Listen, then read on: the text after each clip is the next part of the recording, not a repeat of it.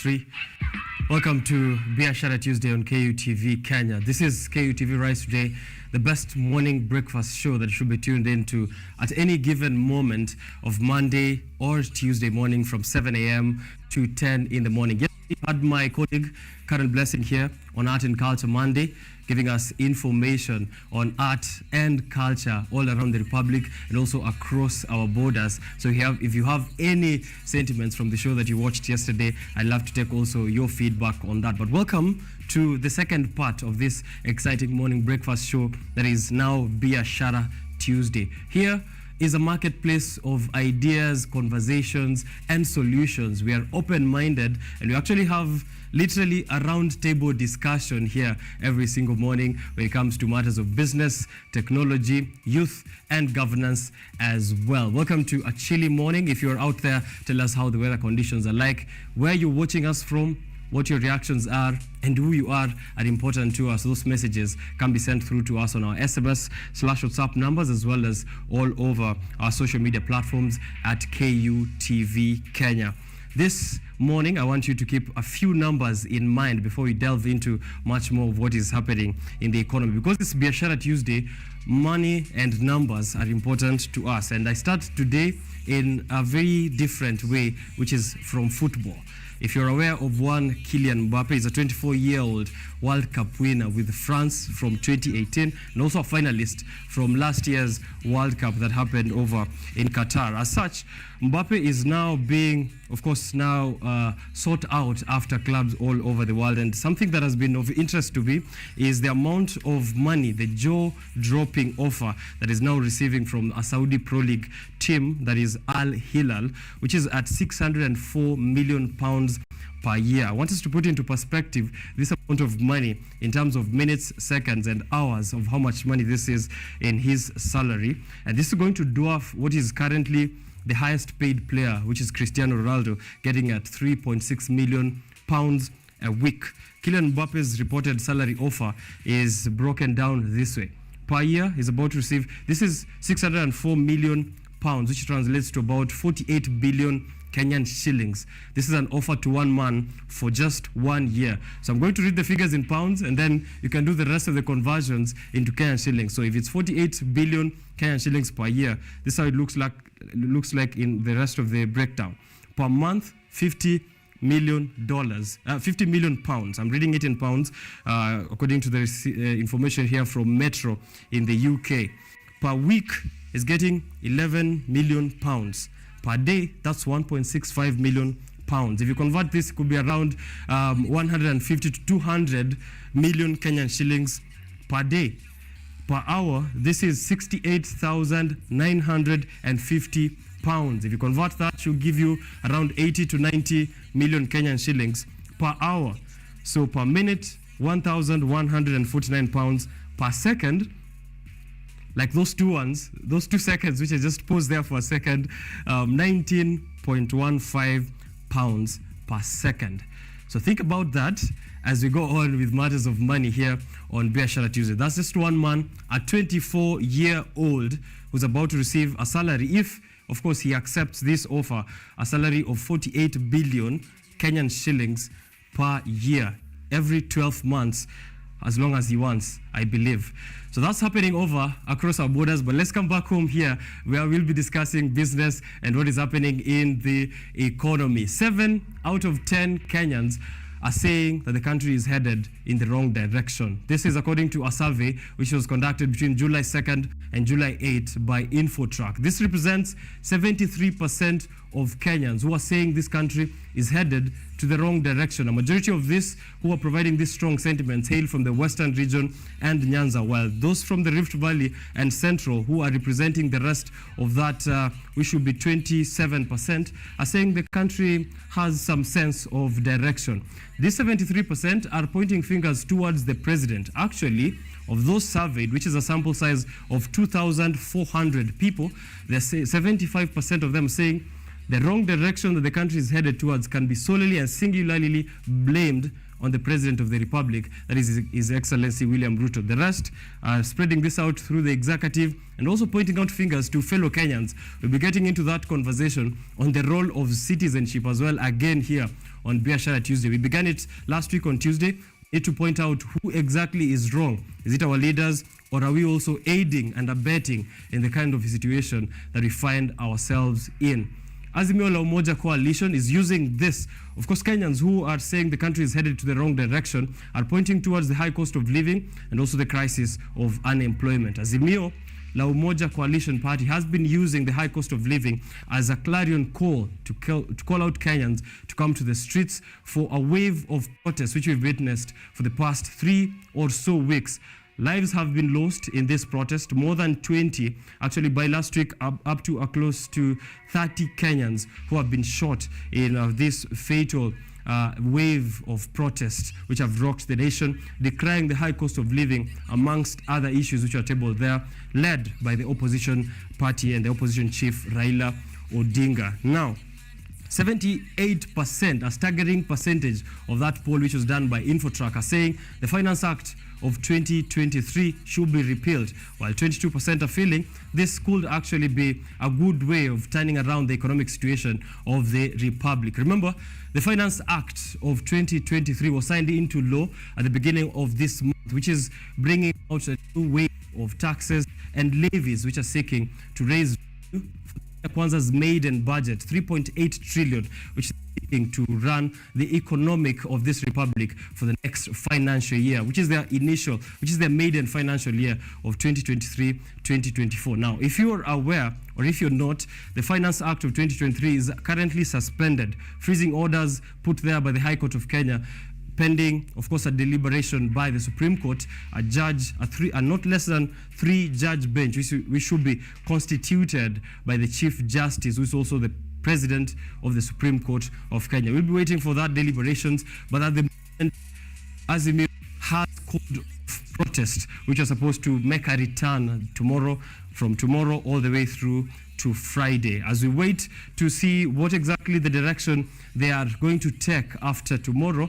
This is a situation which they are bringing up as a way to acknowledge the police brutality which has been meted on protesters for the past 3 weeks. So they are taking off the time from Wednesday to Friday to acknowledge that police have been using excessive force on demonstrators. This is happening as the government of Kenya is refusing any claims or is refuting any claims that there has been excessive force by the police service on these protesters. The United Nations has pointed out this use or this show of excessive force. However, the president and his government of Kenya Kwanza are saying that they have been handling it accordingly and no excessive force has been used on citizens except those violent demonstrators who've been trying to disrupt the economy and also destroy lives and properties. Azimio side has been labeled as economic saboteurs, and we'll be discussing much more on the newspaper review section later on with Dennis Kimani answering these questions and much more of the developments in the economy. However, we need to ask ourselves very important questions. It's a moment of self-reflection. We must accept and understand the situation we find ourselves in as according to the economic situation and also the political turmoil that we find ourselves in. Here on Biashara Tuesday, we'll be discussing youth and governance, youth and the state, also cross-border integration. Economic development can also happen if we have cross-border integration. In the backdrop of the Africa Continental Free Trade Agreement, how can we enable the cross-border movement of people, goods, and services, and eventually currency to make the lives of all African citizens better, even for future generations? Interact with me as we have these discussions on social media at KUTV Kenya, at Richard_OKENYE. I'll be taking one question or answers to one question today. What is your feeling on the sense that is the direction the country is headed towards? What do you feel is the direction the country is headed towards? 7 out of 10 Kenyans surveyed at the beginning of the month said we are headed in the wrong direction. Are you among these 7 out of 10 Kenyans? If you're not, also give us your reasons. But if you are Please let us know what are your top reasons for saying that the country is not headed towards the right direction. I'll be right back with the traffic updates to see what is happening on those roads, and then coming back to matters of business on the hashtag Biashara Tuesday. It's a chilly morning out there. It's also drizzling, so stay safe as we even look at what is happening on the roads and alternative routes. Welcome to the show. Let's have fun. I got up out the hood and took it to the hills. These niggas thinking niggas signed a major deal. Nah, them money talk. Them money talk. Them money talk. Them money talk. Them money talk. You tryna get that money, say no more, let's take a roll.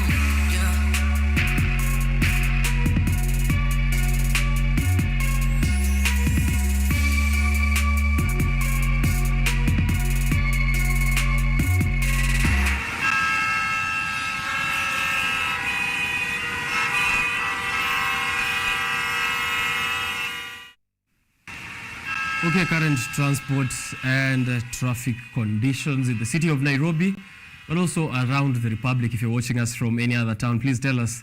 Let us know what is happening on your roads. What are the updates? What is the weather like? And also, what can we expect into the next few hours of the day? If someone should carry an umbrella where you are, if they should leave sweaters, if they should just wear a vest if you're in the coastal region, please let us know, and we'll be happy to inform everyone. But in Nairobi on Thika Road, there's a bit of drizzling happening there. Also, visibility might be an issue because it's a bit cloudy, so be aware of those kinds of conditions if you're heading out to Nairobi from Thika or from any region that is around Thika Road. But traffic is slow down. There's a slowdown on traffic after the Githurai inbound. There's a personal vehicle which is stalled on the highway, so msaidieni that lady with a black VW station wagon. So there's a lady there in a black VW station wagon at the Githurai inbound to Githurai, which is creating a slowdown in traffic. So that's the kind of information we're receiving. Very sad news also here. Fire broke out in Mukuru Kwanjenga slums Monday night, leaving a trail of destruction. More than 200 houses were razed to the ground, rendering many families homeless. Over 1,000 people have been affected. Pole sana to those who've been affected. We'll be getting more information, and that is here on Twitter. Traffic is moving slow on the highway from Muthaiga towards Pangani Tunnel, and this is starting even from as early as 6:20 in the morning. So if you're on Thika Road, it doesn't look good from Githurai all the way to Muthaiga to town, so beware of that kind of situation. There's a fallen tree on Valley Road that's a bit after Shell petrol station as you go up from town, so plan accordingly as well. If you're going to town that way, Valley Road doesn't look good, so this morning avoid it if you can. Mombasa Road as well, kumeshikana as always. Westlands inbound is looking good. However, this morning for the first time, guys are saying it's good on Westlands. Yeah, that is all the way to Kangemi. Come on, Alekea sides Akino. Heavy traffic on Mombasa Road coming to town, especially Bunyala. Inbound is a reflection there of Haile Selassie, confirming that the CBD is more of a transit junction than the country's commercial hub. So the Nairobi CBD is happening to be transforming itself to a transit junction than a county of commercial business. So more of travelers are using this CBD to go to other regions and conduct business, and the reflection can be seen on Haile Selassie inbound. Uhuru Highway inbound at Nyayo Stadium seems no money to pay for the expressway, as many of these private cars are on the roads. What's going on between Feather Estate and the Airport Road along the Outer Ring Road? Traffic is a standstill. If you're on Outer Ring Road, traffic is a standstill there. I'm getting all this information on Twitter, which has now changed its name. If you open Twitter this morning, there's a very big X on the top left of your timeline. So Twitter already did switch its name to X Corporation a few months ago, according to the new owner, which is Elon Musk. But now the app itself seems to be transforming to X. I don't know if we're going to be X tweeting, but you can send me your X tweets this morning. I'll be able to see your X images. And I can't believe I'm saying this. I don't know how we're going to call the videos on this platform, but you let me know. Let me take that break and come back with the news updates. Stay with us here on Biashara Tuesday.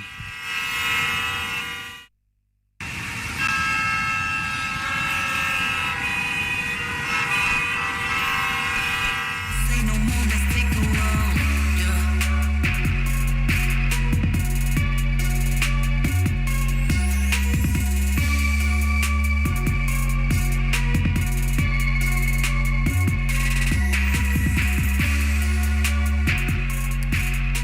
I said earlier, effective African economic development depends on economic integration. Most countries are actually pretty small, especially economically, if you compare across regions from South Africa all the way to Egypt, even on the East African region itself. So effective integration is important if you're going to enable movement of persons across the borders without excessive hindrances. Our passports are not as strong as we think, even within the continent itself.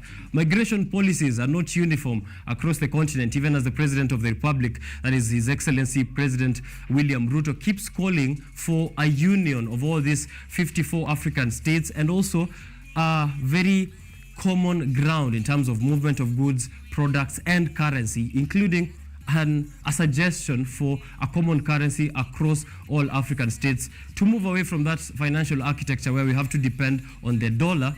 Instead, let's depend on our own currency. I'm having a conversation on migration policies and also what we can do. Why the hostility between African countries, and what kind of reforms can we expect so that we are ensuring a free Africa for continental movement of trade and also for movement of people as well. This free movement of people across Africa and regions, how can it work? I'm having this conversation with a very interesting gentleman that we've had here from the New South Institute of South Africa. We've had, of course, here someone from the New South Institute of South Africa, and here this morning is Professor Alan Hurst is the leader of the Migration Governance Reform Program at that New South Institute. We'll have that conversation on migration framing a study of African migration governance. So stay tuned to that, as much more conversation are also happening on the youth and the economy, and also the discussion that will be there on the newspaper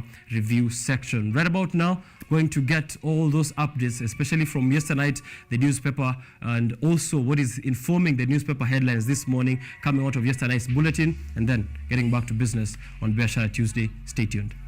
Yes, the money talk. The money talk.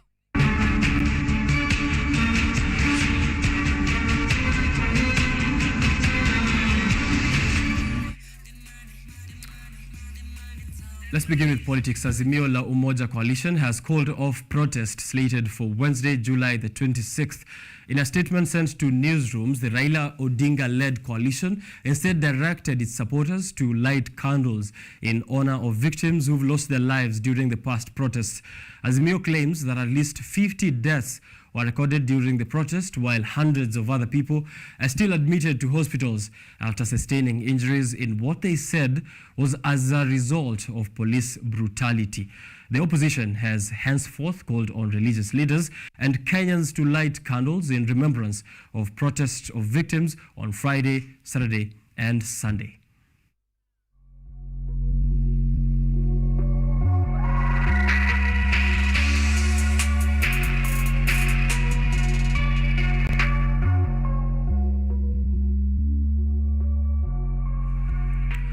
Former Mungiki leader Maina Njenga was yesterday arraigned at the Makadara Law Courts 5 days after his arrest. Pardon. Njenga has been charged alongside his two brothers, Peter Njoroge Kamuya and Felix Ratu Lakishe, with possession of offensive weapons, including 14 machetes, swords, 46 rungus, and 3 djembe sticks. After 5 days long in an undisclosed location with the family members demanding to know his whereabouts, police finally produced ex-Mungiki leader Maina Njenga alongside 2 co-accused at Makadara Law Court today.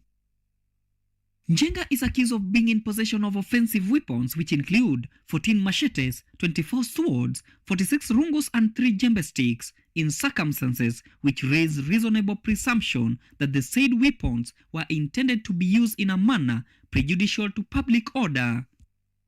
Apart from the weapons possession charge, the former Mungiki leader is also facing 2 counts of organizing unlawful assembly, preparation to commit a felony, contrary to Section 3081 of the Penal Code. According to his lawyer Ndegwa Njiru, Njenga was arrested on 20th July at his father's residence in Kiserian, Kajiado County by police from Lower Matasi, Ngong, and taken to undisclosed location along with 2 other suspects. The trio were arrested in connection to the 3-day anti-government protest against high cost of living held last week from Wednesday to Friday, organized by the Azimio la Umoja One Kenya Coalition. Patrick Oduor, KUTV. Elsewhere, Mathare Member of Parliament Anthony Oluoch and Makongeni Member of County Assembly Peter Imwatuok have been released on a 100,000 shilling cash bail each following their arrest for alleged subversive activities in relation to Azimio mass protests. Kilifi South Member of Parliament Ken Chonga and Speaker Teddy Mwambwire have also been freed on a 50,000 shilling bail each. Drug charges against blogger and Jubilee Party digital strategist Pauline Njoroge has been dropped and freed on a free bond.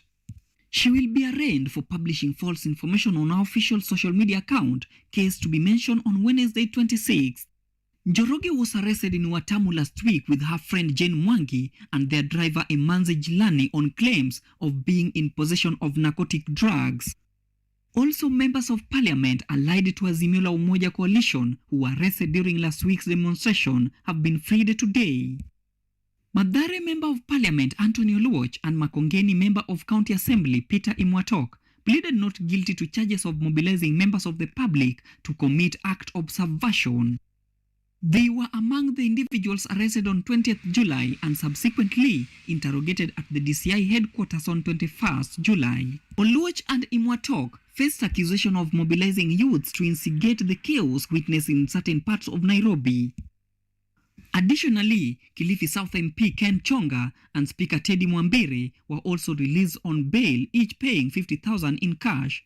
They were charged alongside two others for participating in an unlawful assembly. Their case is scheduled for mention on August 7, 2023. Chonga and Mwambwire spent the weekend in police custody after Magistrate Martha Mutuku postponed their bail application ruling to Monday. As the legal proceedings unfold, the released leaders will await further development in their case related to the charges of incitement and involvement in an unlawful activities. Patrick Oduor, KUTV. In the Jubilee Party, a faction led by Jeremiah Kioni has turned hit on the government over excessive force exerted by the police in containing protesters. In a statement to the press, the group has expressed fear over alleged killings at Kisumu's Nyamasaria area by the police, decrying lawlessness and subversion of the constitution by the Kenya Kwanza administration. Jubilee's Kioni faction has reacted in the backdrop of the ongoing accusations of police brutality in containing the opposition's protests. Led by Jeremiah Kioni, the group accuses the government of controlling the police in a lawless manner, citing killings at Nyamasaria and Kisumu County, where police are allegedly attacking and brutalizing residents from the safe of their homes. The group is also concerned with the arrest of government critics and opposition leaders in efforts to frustrate the nationwide demos, claiming that Kenyans have been part of the protest regardless of the trails of injuries, pain and deaths incurred by the police. Kioni's faction concludes that Ruto's government has suspended the constitution and now operates on dictatorship, recalling that Kenya Kwanza regime is made up of people who opposed the 2010 constitution. At the same time, the group forced the government over the ever-rising cost of living. Blame games became part of the pressure as the dissenting group associated the alleged administration problems with Mount Kenya MPs right from joining the previous Tangatanga group. Kioni slammed the defectors from opposition to the government, claiming that they are silently being mistreated at their new destination. Joseph Oyomo, KUTV. Interior Cabinet Secretary Professor Kithure Kindiki has termed the planned anti-government protests as illegal. Kindiki has warned protesters and those inciting protests that the government will not spare protesters during the Wednesday protests.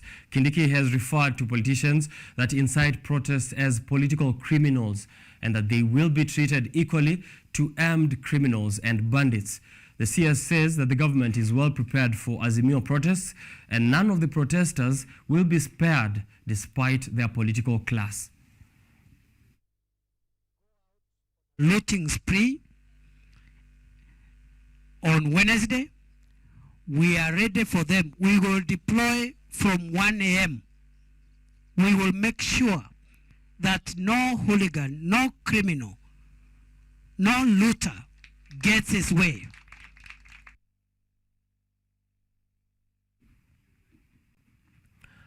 A recent survey, which I pointed out earlier by Infotrack, a research company, has established that 72% of Kenyans have no faith in the direction of the country is headed. According to the research report, the number of those who have no faith in the country's direction has increased by 13% to a survey done in March earlier this year. The report has also noted that 85% of Kenyans feel the need for the government to highlight the cost of living. Let's have a look at that survey from Infotrack. As the country continues to grapple with the high cost of living, a recent report by Infotrack has established that majority of Kenyans have no faith in the direction the country is headed. According to the report, 76% of Kenyans feel that the country is headed in the wrong direction, 15% feel we are in the right direction, 12% feel neither, and 1% doesn't know. The respondents cited that the high cost of living, poor governance, poverty and unemployment are among the reasons they feel the country is headed in the wrong direction. Among the people sampled, the Nyanza region recorded the highest number with 82%, followed by Western with 79%, Northeastern with 67%, and the Central region with 61%. The report has also established that 85% of Kenyans feel the need for the high cost of living to be addressed. Among the respondents, 89% of women want the issue of the high cost of living to be prioritized, compared to 86% of men. Concerning the controversial Act 2023, the report stated that 73% of Kenyans oppose the Act, while 87% are aware of the Act, 59% doubt that the Act will impact the country positively, while 22% believe it will change the country's economy.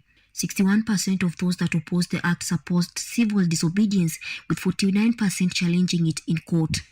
The survey was carried out between July 3rd and 8th this year, and interviews were conducted via computer-assisted telephone interviews.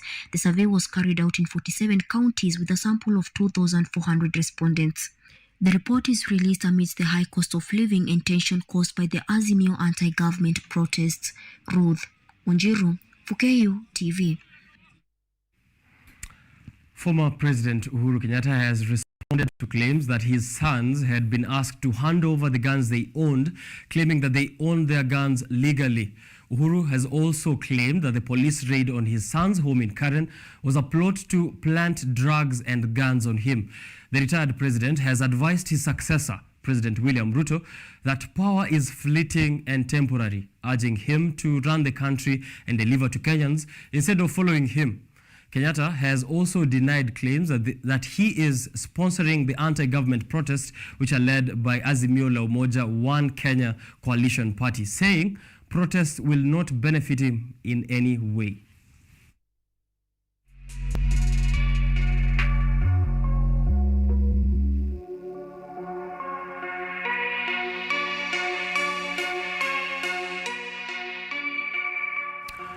Let's move from Kenya to Italy, where the Deputy President Rigathi Gachagua yesterday was addressing the high-level United Nations Summit on stock-taking on financing food systems in Rome, Italy, which aims at coming up with a lasting solution to hunger and climate change in the African continent. Gachagua has called for the restructuring of the current global financial architecture, which he claims is disadvantageous to African countries. Lynette Maina has this report. Hunger, malnutrition, and climate change in Africa are among key challenges raised by Deputy President Rigathi Gachagua during the United Nations Food Systems Summit in Rome, Italy, a conference that has attracted heads of states and key organizations.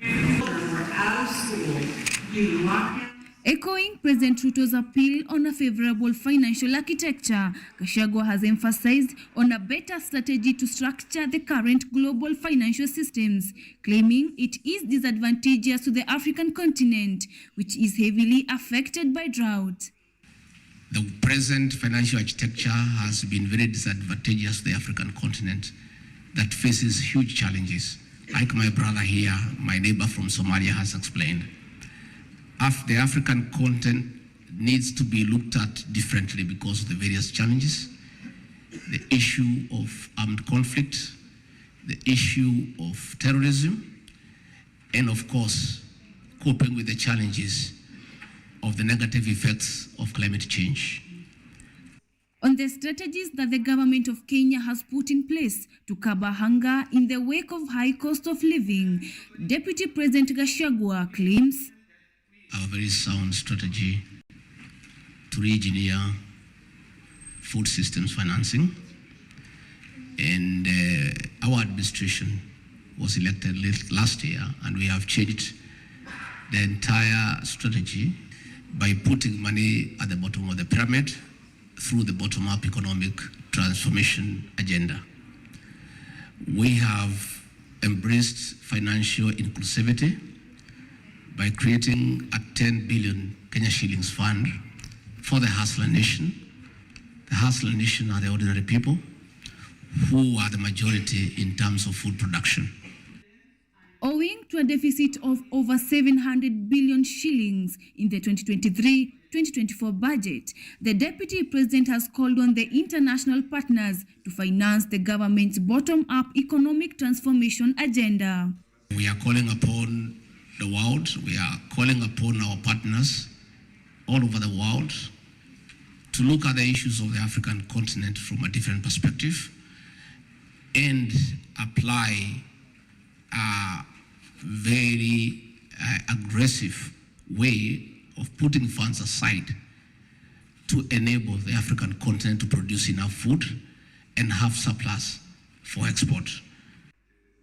In the wake of alarming hunger levels in the African countries, new and effective strategies are paramount in a bid to achieve food security. Lynette Maina, KUTV. All right, thank you, Lynette Maina, for that report. In Murang'a County, pineapple farming in Kenya has gained significant popularity due to its profitability and sustainability and suitability to the country's climate.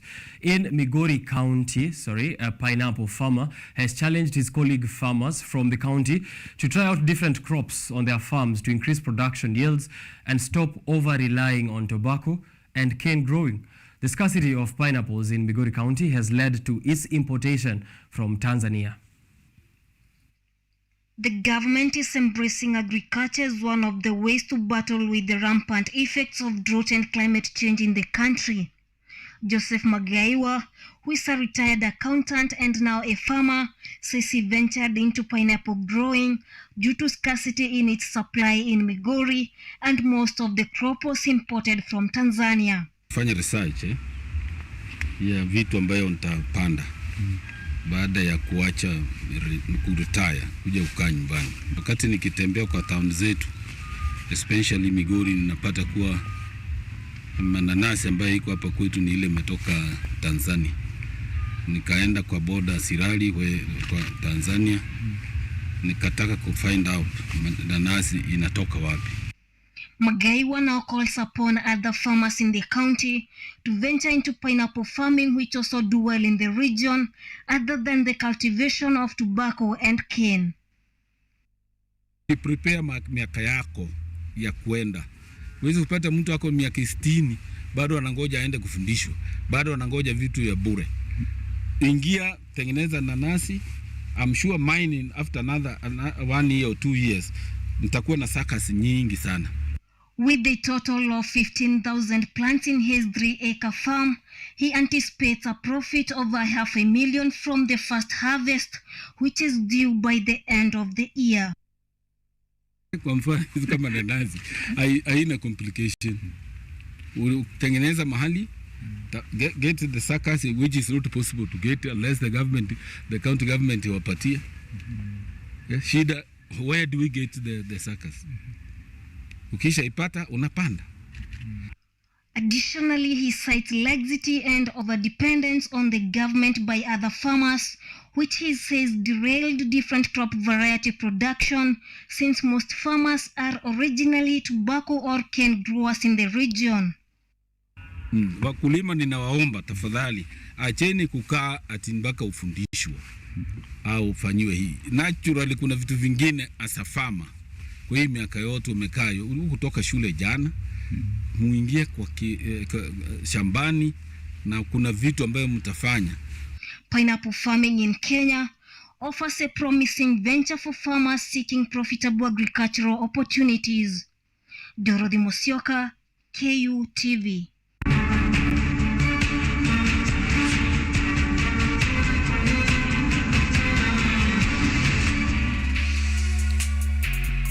Right, that report from Migori County on pineapple farming brings us to the end of the updates this morning on KU TV Rise Today. Very grateful to all the reporters from KU TV Newsroom who've been able to prepare that for us, and please do follow through to the rest of the broadcasting at 9 p.m. primetime news and 6:30 on Mizizi ya Habari. The New South Institute is a home to some of the leading scholars and public intellectuals who are studying the welfare reforms that can be implemented in Africa towards to improving the current systems that we currently, of course, have. We are having here an insightful discussion that will shine a spotlight on the important initiatives that are aimed at shaping the future of Africa.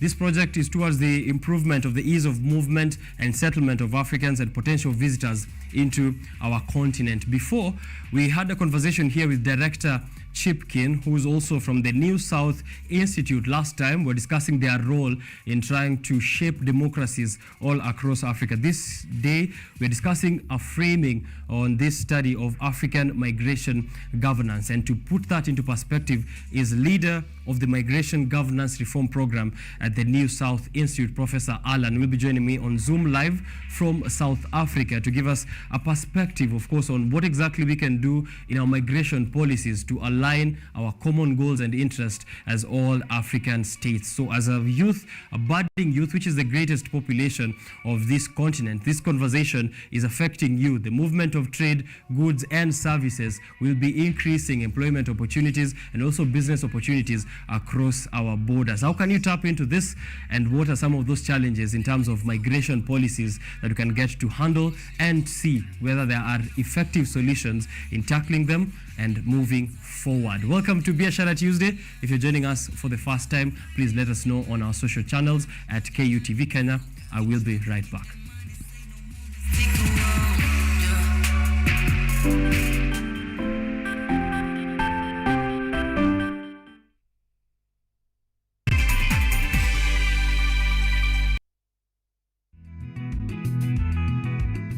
Kutoka kuwa jamii ya kuhamahama na sasa kujumuisha kilimo katika mitindo yao ya maisha. Kwenye toleo la kaunti ya Narok, hii ni Boresha Kilimo, kwani afya bora ni kilimo bora. Kwani kilimo ndicho huboresha maisha.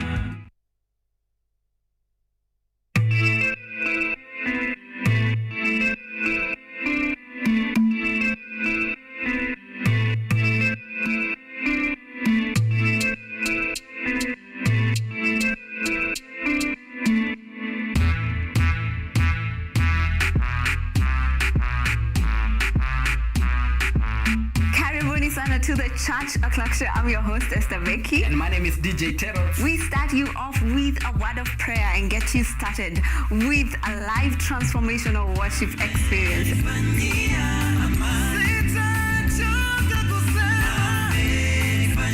have our minds renewed by the word of God on the word segment. And not forgetting new music za hii wiki, yani ndakuwa bado nawapatia pale wasanii wamekuwa kiwakali.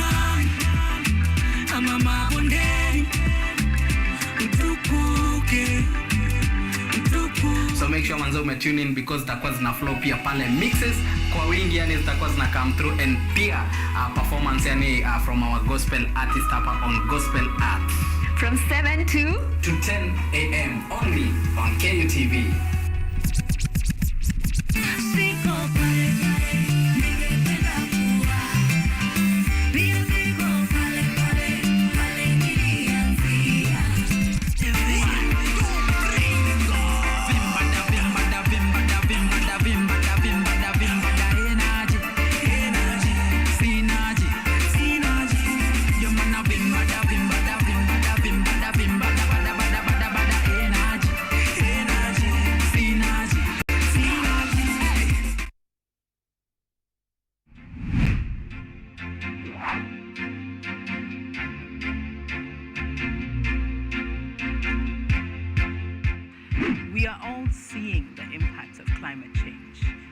In Kenya, for example, the frequency of the floods is becoming more and worse.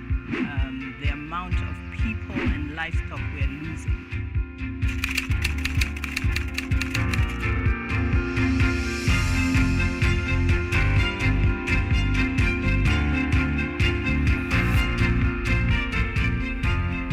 The level we need to go is a level where the normal mwananchi and also the government stakeholders can uptake these solutions.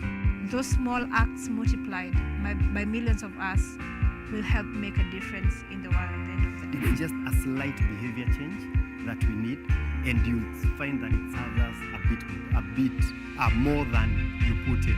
And that's the goal. We want to live a better world than we found. Because at the rate we are going, it's dire. We will secure the planet for future generations.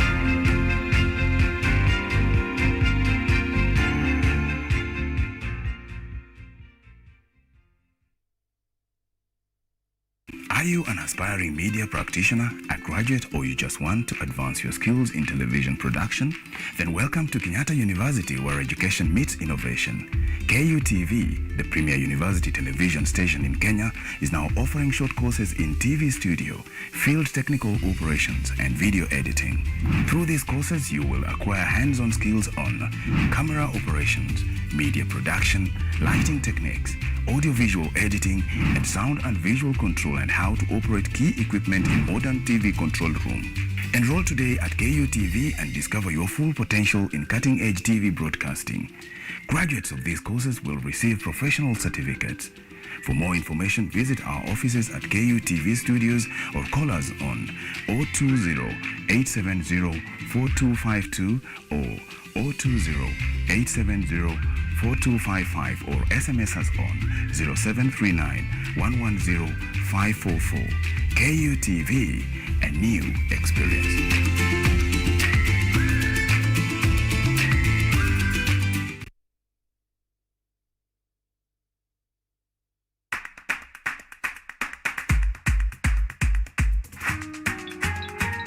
What are some of the ways through which you can develop these skills so that you are comfortably fitting into the job? You have to put yourself in positions where you are uncomfortable in the sense that you are not clear about what to do. Because I used to work a corporate job before. So when I left, I happened to visit someone's farm around this area. So this project is called Security Breach Detector and Can Familiarize. It is meant to be used to detect, detonate explosives. We'll tackle all the tough issues, discuss all the weird moments, and hopefully share a few laughs along the way.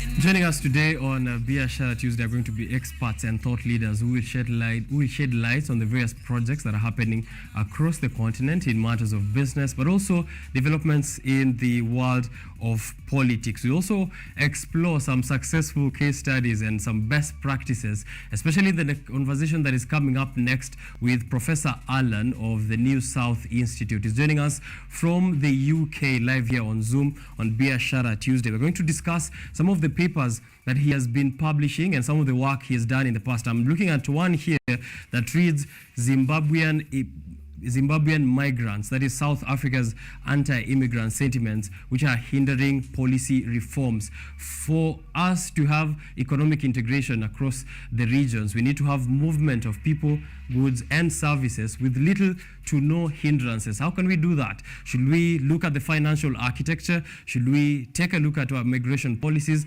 Or are there some historical policies that needs to be re-evaluated even as we move forward in in this African Free Continental Trade Agreement, but also integration of all the 54 states in the African Union. He'll be having us, he'll be answering all our questions, so please send them through on our social channels. I'll be taking them and also forwarding them to him. Later, conversations are also continuing on a Biashara Tuesday. In the newspaper review section is Dennis Kimani joining us once more. He is the chairman and CEO of the Youth Green Society. We're going to discuss about what are the headlines talking, of course, taking precedence on the activities of last week, the demonstrations, and also the economic and political fluctuations have been witnessed in the country for the past 1 month. The role of the youth and the state of youth and the economy is a discussion I'm having with Robert Njenga, who is head of marketing and partnership at WYLDE. He'll be telling us what they do over there, but also what position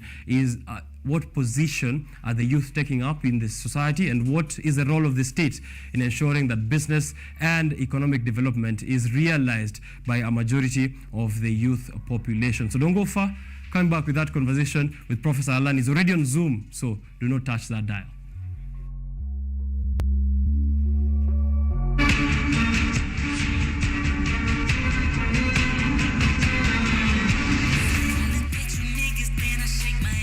All right, let's go right into it. I'm welcoming Professor Alan, who is right now joining us from the UK. Good morning to you, Professor.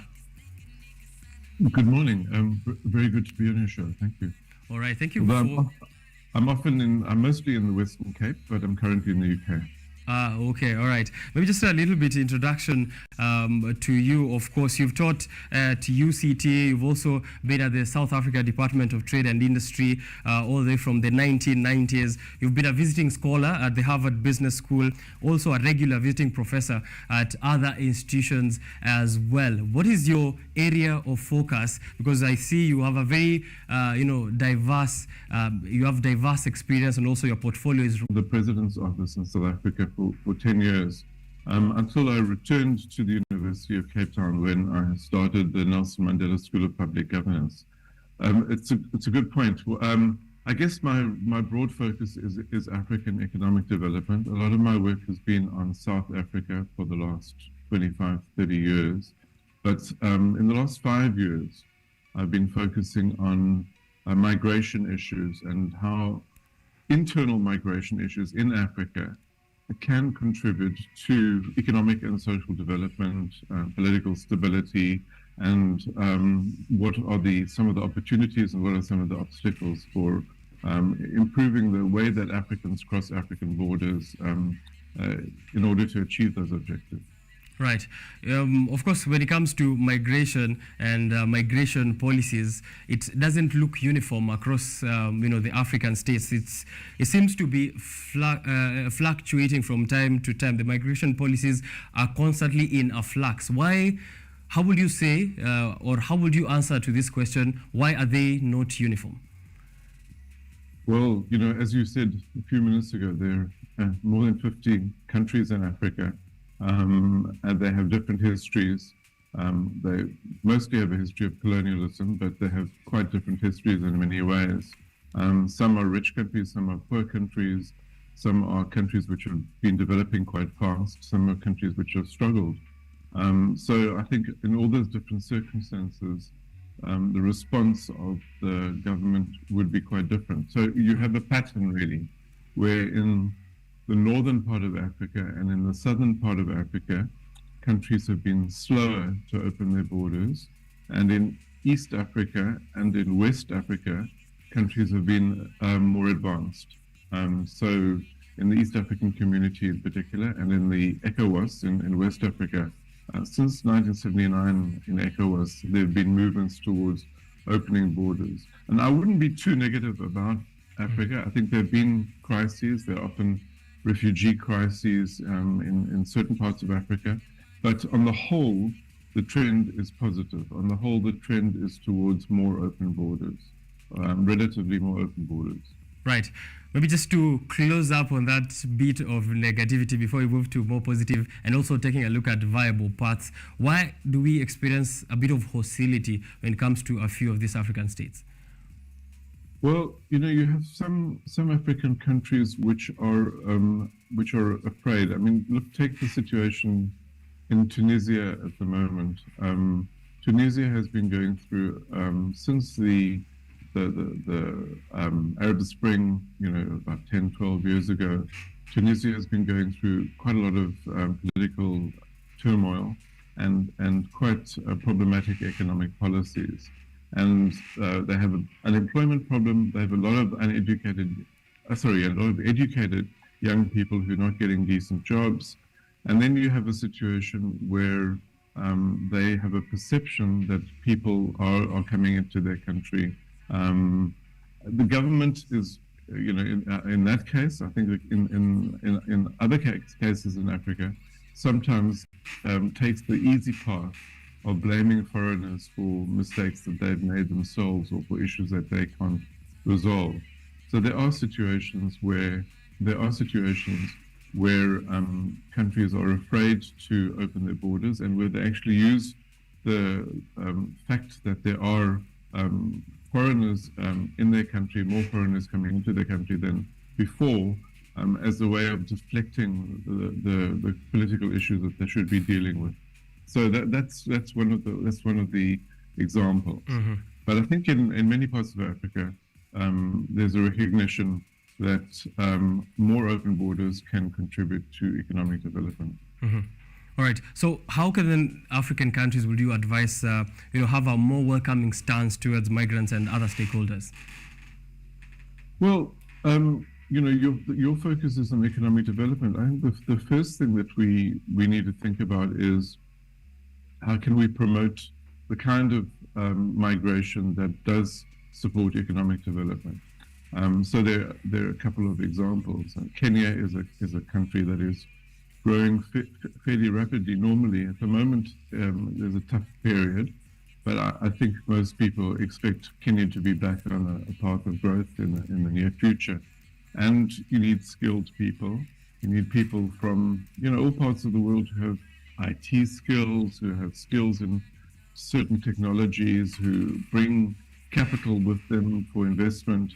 And if your borders aren't sufficiently open to accommodate investors and business people and technology people, then you're going to grow much more slowly than otherwise would be the case. So that's one example. Another example is some African countries have large numbers of relatively low-skilled migrants. So in South Africa's case, on the mines and on the farms to some extent, there are quite a lot of migrants from other countries in Southern Africa who come regularly. They come either in the mines for most of the year and then go home for a month or and come back, or they come for seasonal work, like in agriculture.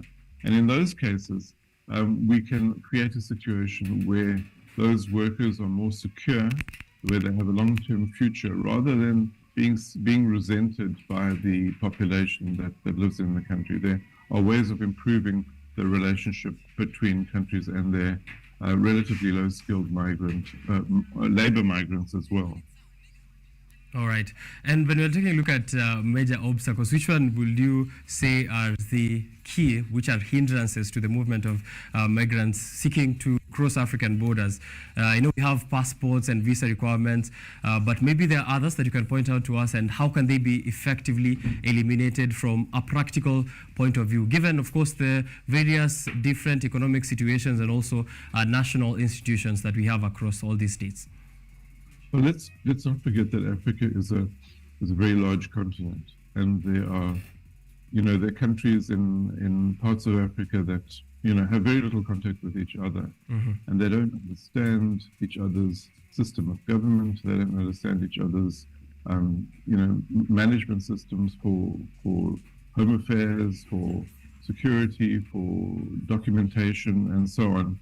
So I think the first and the most important thing is that African countries across the continent have much more opportunity to engage with each other at a technical level, so that the senior officials in the key departments that are looking after migration get to understand how other countries work. So what you do find is that countries within a region are more likely to open their borders to each other. So, for example, in East Africa, you already have an East African passport. You have relative freedom of movement between all the members of the East African community. Between Kenya, Uganda, and Rwanda, you're allowed to cross the borders without even a passport, as long as you have a valid identification document. So these are countries which are actually neighbors. And I think that most of the progress that we're going to have over the next few years is going to be within those regional communities. But we need to prepare Africa for opening borders to a greater extent to countries much further away, countries that, you know, have relatively little contact with each other at this time. All right. We're taking a look at problems, of course, there, and also a bit into viable paths. We're going to get into this project, of course, the framing of African migration governance reform towards a freer movement.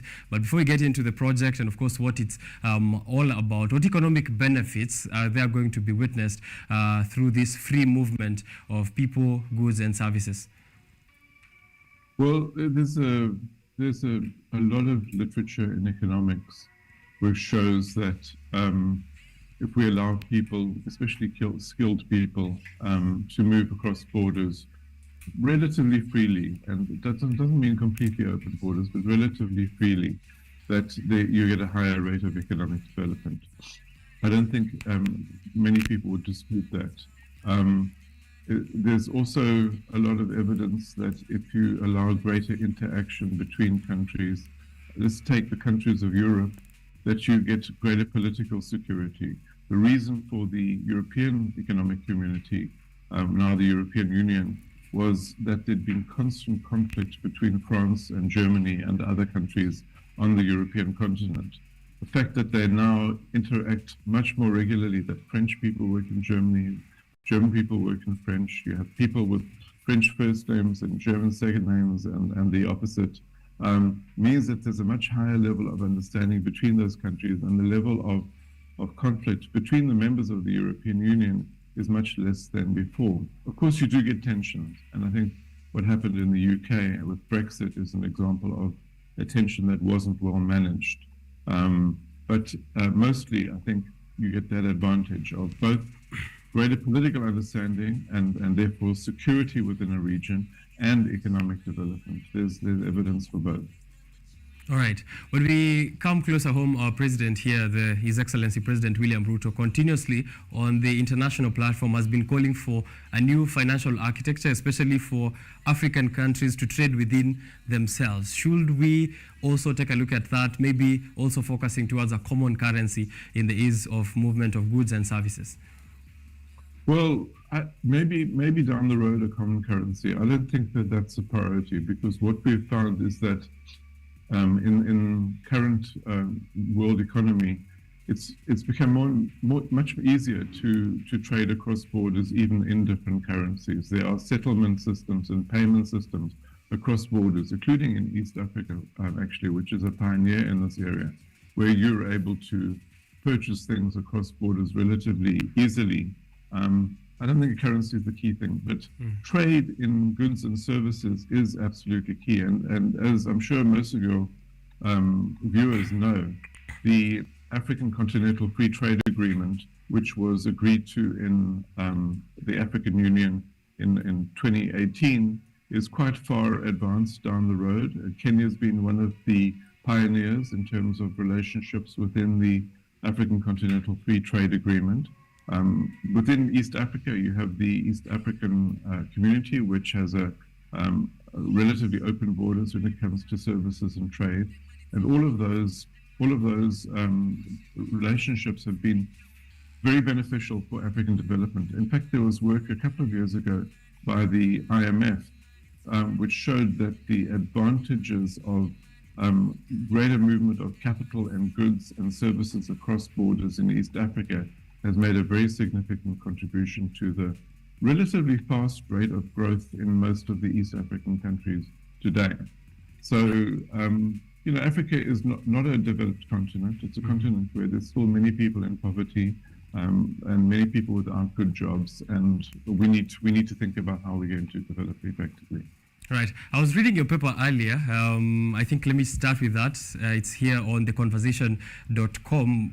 That is your article on Zimbabwean migrants, South Africa's anti-migrant sentiments, which are hindering policy reforms. When it comes to regularization of illegal immigrants, it's a conversation happening on a global scale. But in Kenya, it's also very pertinent. Recently, we opened borders briefly for some Somali refugees who are seeking asylum in Kenya due to political and economic tensions in their republic. How can the challenges which are rising from this free movement of people, goods, and services, what measures can be put in place to address these potential challenges and concerns, which of course are legitimate in the facilitation of this movement? We have security issues, which are not just the only one. There's labor market dynamics and cultural integration as well, which you cannot assume. How can we put effective in place measures that can address the challenges, but also allowing that free movement? Well, I think that some African countries are doing it very well. One of your neighbors, Uganda, has a reputation in the academic world as being one of the countries which has been most successful in integrating refugees. And like Kenya, Uganda has refugees from both the Horn of Africa and from the DRC, where there's been a lot of conflict. So what do you do in those circumstances where the conflict seems to be continuing and there's little likelihood of people being able to return to their homes or their previous homes in the near future? You need to find ways to integrate them, to build a relationship between them and their surrounding communities, to encourage them to learn the local languages, to encourage them to engage with local communities, to make it easier for local communities to open themselves to the foreigners. In South Africa, for example, and there are good examples of South African practice. The practice that was decided when there was a big influx of Zimbabweans in 2008 and 2009, I mean, really, really large. In practice, we don't know exactly how many, but probably 1 million or 2.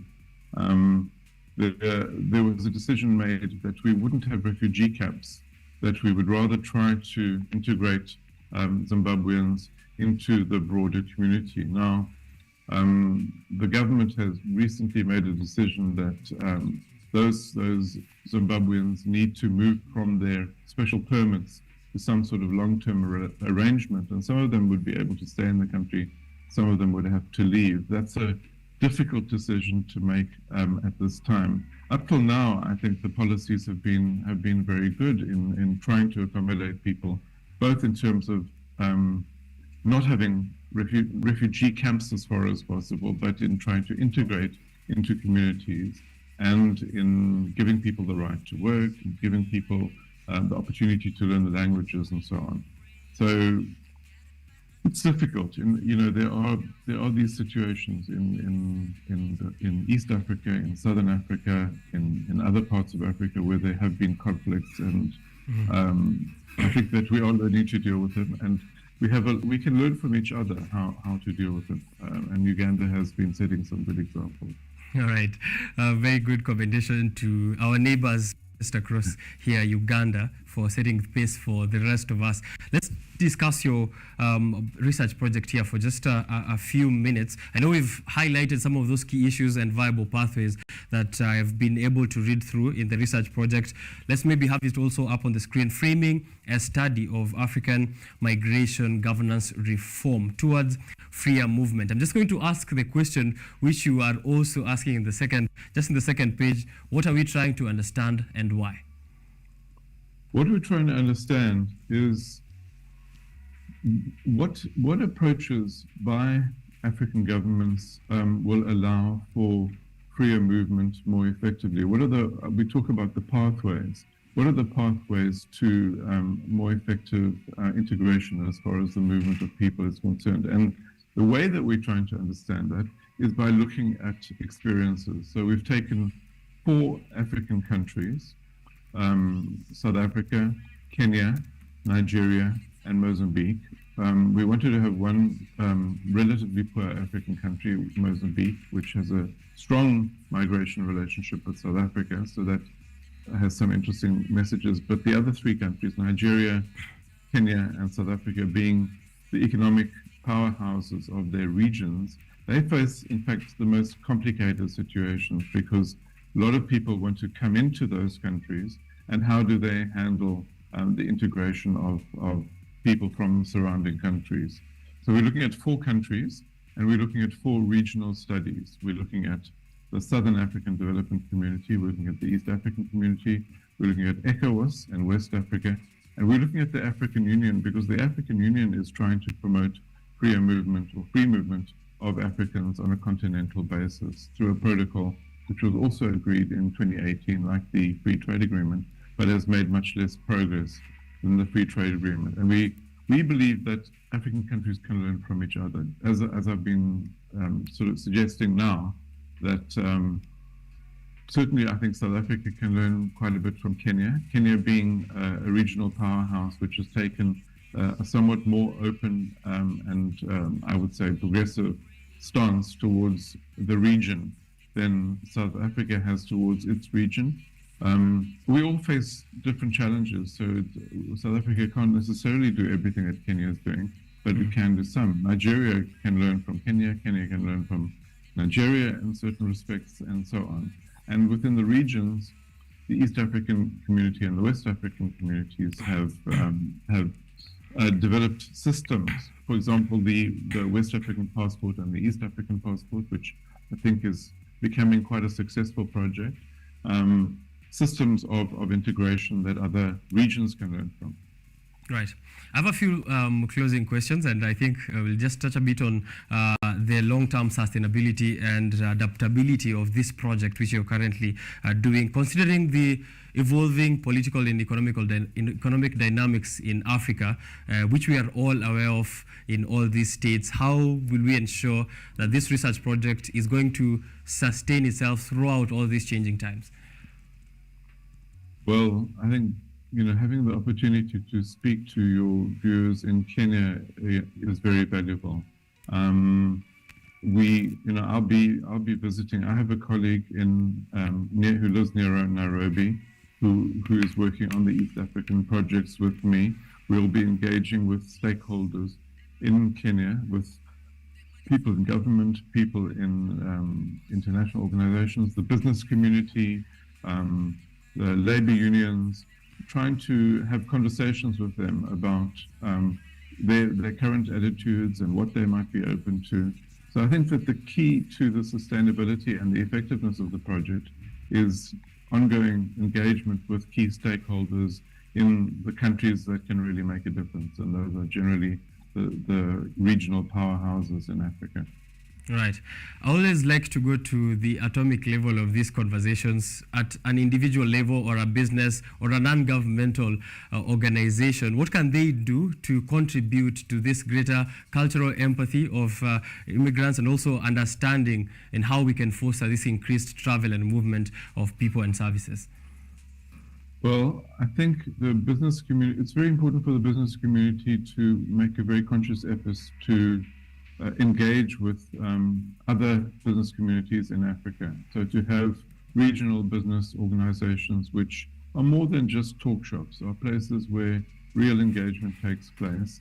And at the individual level, I think it's important for community organizations to assist in the engagement of citizens with immigrants. So if governments make it possible and make it relatively easy for community organizations to encourage integration in regions, then I think we can make a significant contribution.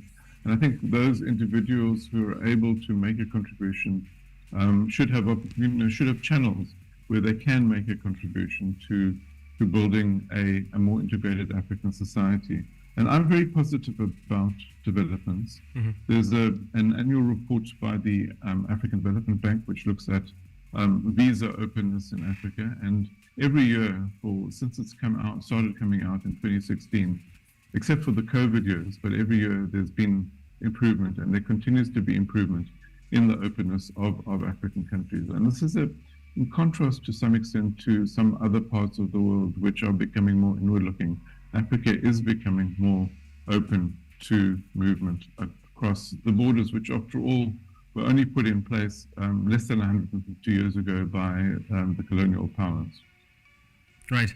Finally, looking ahead into the future, what benchmarks or milestones should we be taking a note of to gauge the progress in these transformative initiatives?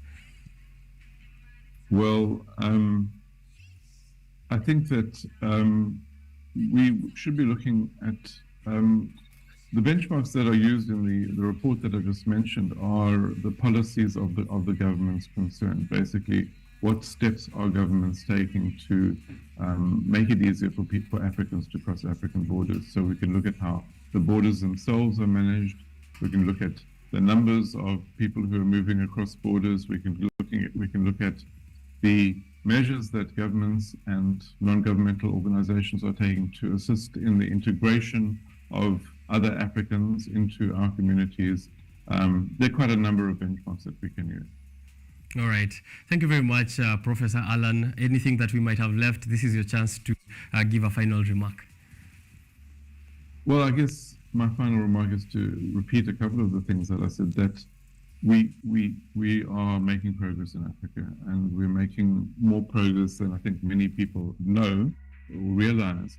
And we're making more progress than many other parts of the world. So compared, say, with Asia, or compared with some parts of Eastern Europe and other regions, we are making significant progress in Africa, and we need to build on that. And the way to build on that is to build relationships of all kinds across African borders. And so I thank you very much for this opportunity to speak to your viewers. All right. Thank you very much, Professor Alan, and also grateful to the New South Institute, which is working hard to strengthen delicate democracies and building effective and accountable institutions, and to you as well for creating time this morning. We are hoping we'll be keeping tabs on this research project, but also continuing this conversation on this show as well. Thank you very much. I look forward to engaging with you again and your viewers. Right, and say hi to Director Chipkin. Hi, is Ivor Chipkin on the line? Okay, good. So Ivor, I think, is in Johannesburg. Okay. Where the organization is based, and my other colleagues, Delani Madrola and others. Okay, great. Have a good day. Thank you. You too. Right, that is Professor Alan Hash, who's the leader of Migration Governance Reform Program at the New South Institute. You can check out the website, nsi.org.za, which is New South Institute, Strengthening Delicate Democracies by Building Effective and Accountable Institutions. We just had a conversation there on enhancing mobility and creating opportunities across African borders. This is going to be a very good step forward in shaping a more connected and prosperous Africa. So if you're in Kenya and you're checking out this conversation, it's going to be important for you to look out the opportunities which are going to arise out of this free movement of people, goods, services, and currencies. Going to take a break, coming back to inform you of more conversations happening here on #Biashara Tuesday.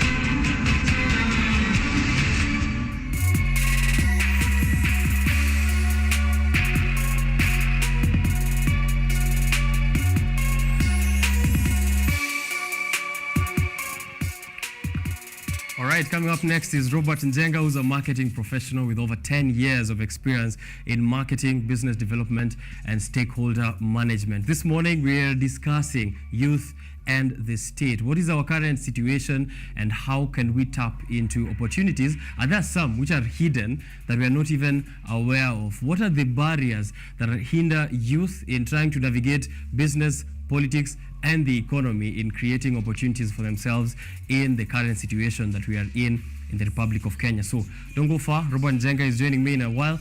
I'll be having every question that you send us through on social platforms forwarded to him. So keep tweeting. X is the X tweets is where we are taking a look at, because that's the new Twitter name. So I'll be right back with those X tweets.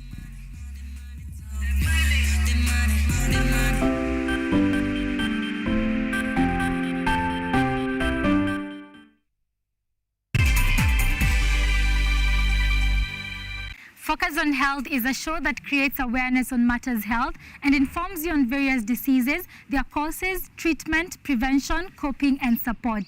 So join me, Boari Michelle, every Thursday at 7:30 p.m. only on KUTV. You can also follow us on our social media platforms at KUTV Focus on Health on Facebook and also on YouTube, and Health Focus on Instagram, because your health is your wealth. Stay safe and stay healthy.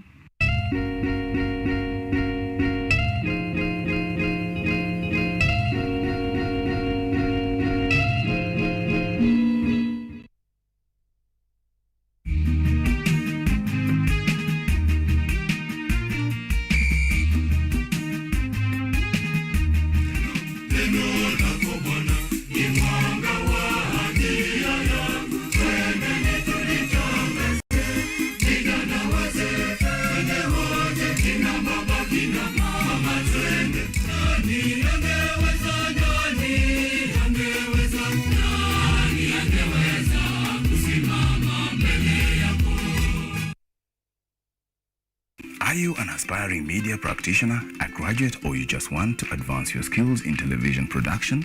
Then welcome to Kenyatta University, where education meets innovation. KUTV, the premier university television station in Kenya, is now offering short courses in TV studio, field technical operations, and video editing. Through these courses, you will acquire hands-on skills on camera operations, media production, lighting techniques, audio-visual editing, and sound and visual control, and how to operate key equipment in modern TV control room. Enroll today at KUTV and discover your full potential in cutting-edge TV broadcasting. Graduates of these courses will receive professional certificates. For more information, visit our offices at KUTV Studios or call us on 020-870-4252 or 020-870-4255 or SMS us on 0739-110-544. KUTV, a new experience.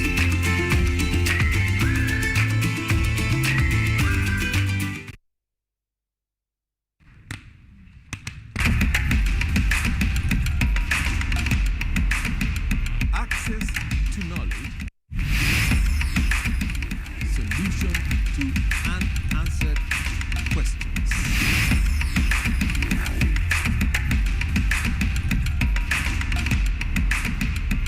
Guidelines to pursuing your rights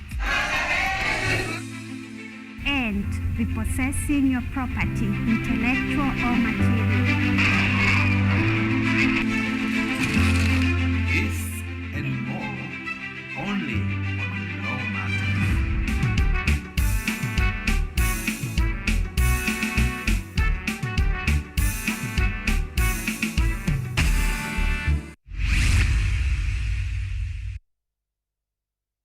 Hello everyone, this is the new chapter of Let's Be Fit. I'll be host DiCaplo. I'm here to give you various workouts. I'll be having different trainers. We'll have Zumba classes, we'll have aerobics classes, we'll have box exercise, we'll have kata box.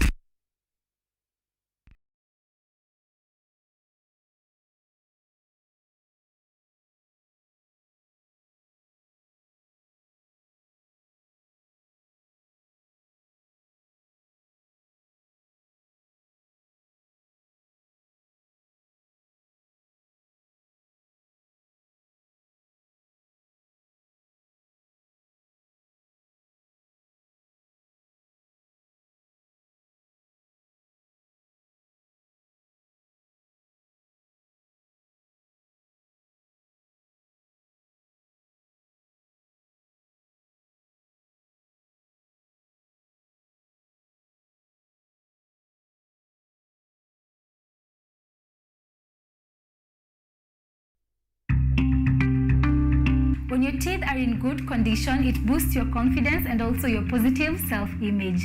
And today we are going to be talking about various dental services. We are coming to you from Bright Smile Center, where they keep your smiles bright. Teeth alignment. Braces is part of teeth alignment because there are other procedures, and braces is just part of it. Teeth alignment is for crooked teeth, those who have teeth that are not aligned That is called why it is we say we are aligning your teeth. Keep your dentist on your close friend list and make sure you visit your dentist after every 6 months for regular checkup.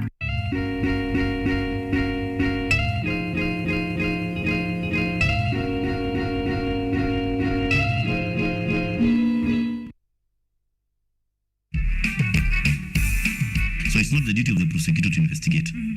The prosecutor will only evaluate the evidence that has been brought forth by the investigative agencies. And that's why we criminal law practitioners take advantage. Yeah, because you know, well, you're here arguing this case with me, but you did not investigate. You don't know what are the details in this particular case. Yeah.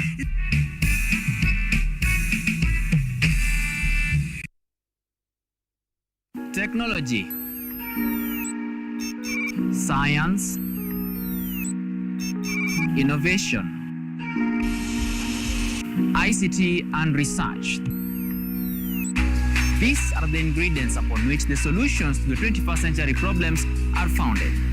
In a world that is rapidly changing, it's all hands on deck to ensure a balance in all fields of life.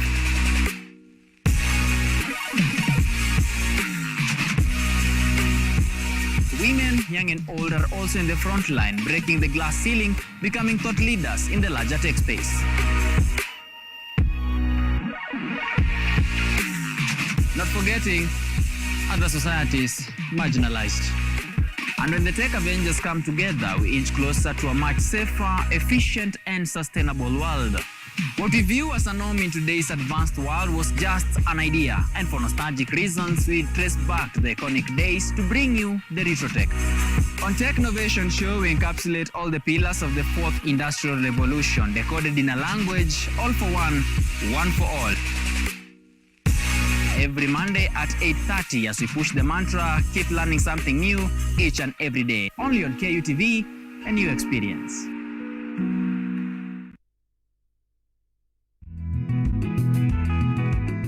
Kutoka kuwa jamii ya kuhamahama na sasa kujumuisha kilimo katika mitindo yao ya maisha.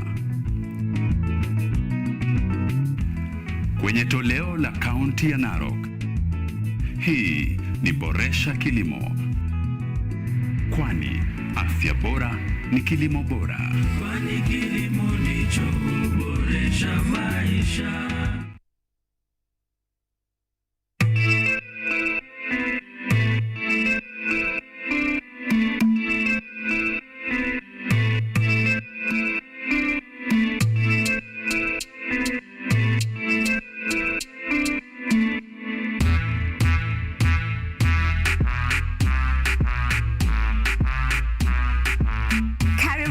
To the Church O'Clock Show. I'm your host, Esther Becky. And my name is DJ Tero. We start you off with a word of prayer and get you started with a live transformational worship experience. And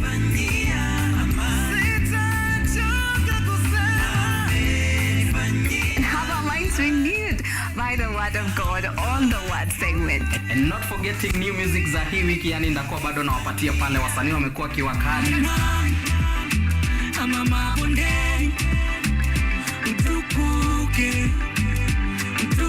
So make sure manzo tune in because zitakuwa zina flow pia pale mixes kwa wingi, yani zitakuwa zina come through, and pia performance yani from our gospel artist hapa on Gospel Art from 7 to 10 a.m. only on KUTV.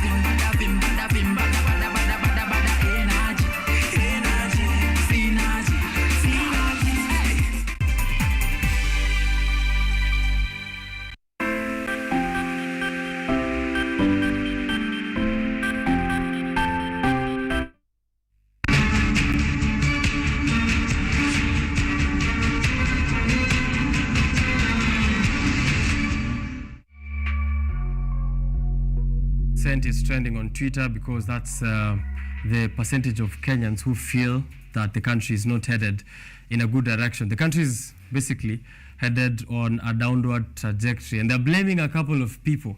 75% of them pointing fingers towards the president, 9% are saying the executive, a couple of them pointing to here and there, but there's a 3% which is pointing back fingers to the youth and to the citizenry at large. So there is a role of active citizenship in economic development, and we're singling it down. As I said earlier, I like to have atomic conversations which are focused on individuals and small-scale entrepreneurs. This morning we're having this discussion on the role of the youth in the development of the economy, what kind of opportunities are there, and how can we stop crying and use whatever resources we have in building a better future for this republic. I'm having this conversation here with Robert Njenga, who's head of marketing and partnership at Wild International, WYLDE. He'll be telling us more about his experience as a marketing professional, what kind of opportunities you can get to tap in as a business and also as an individual through Wild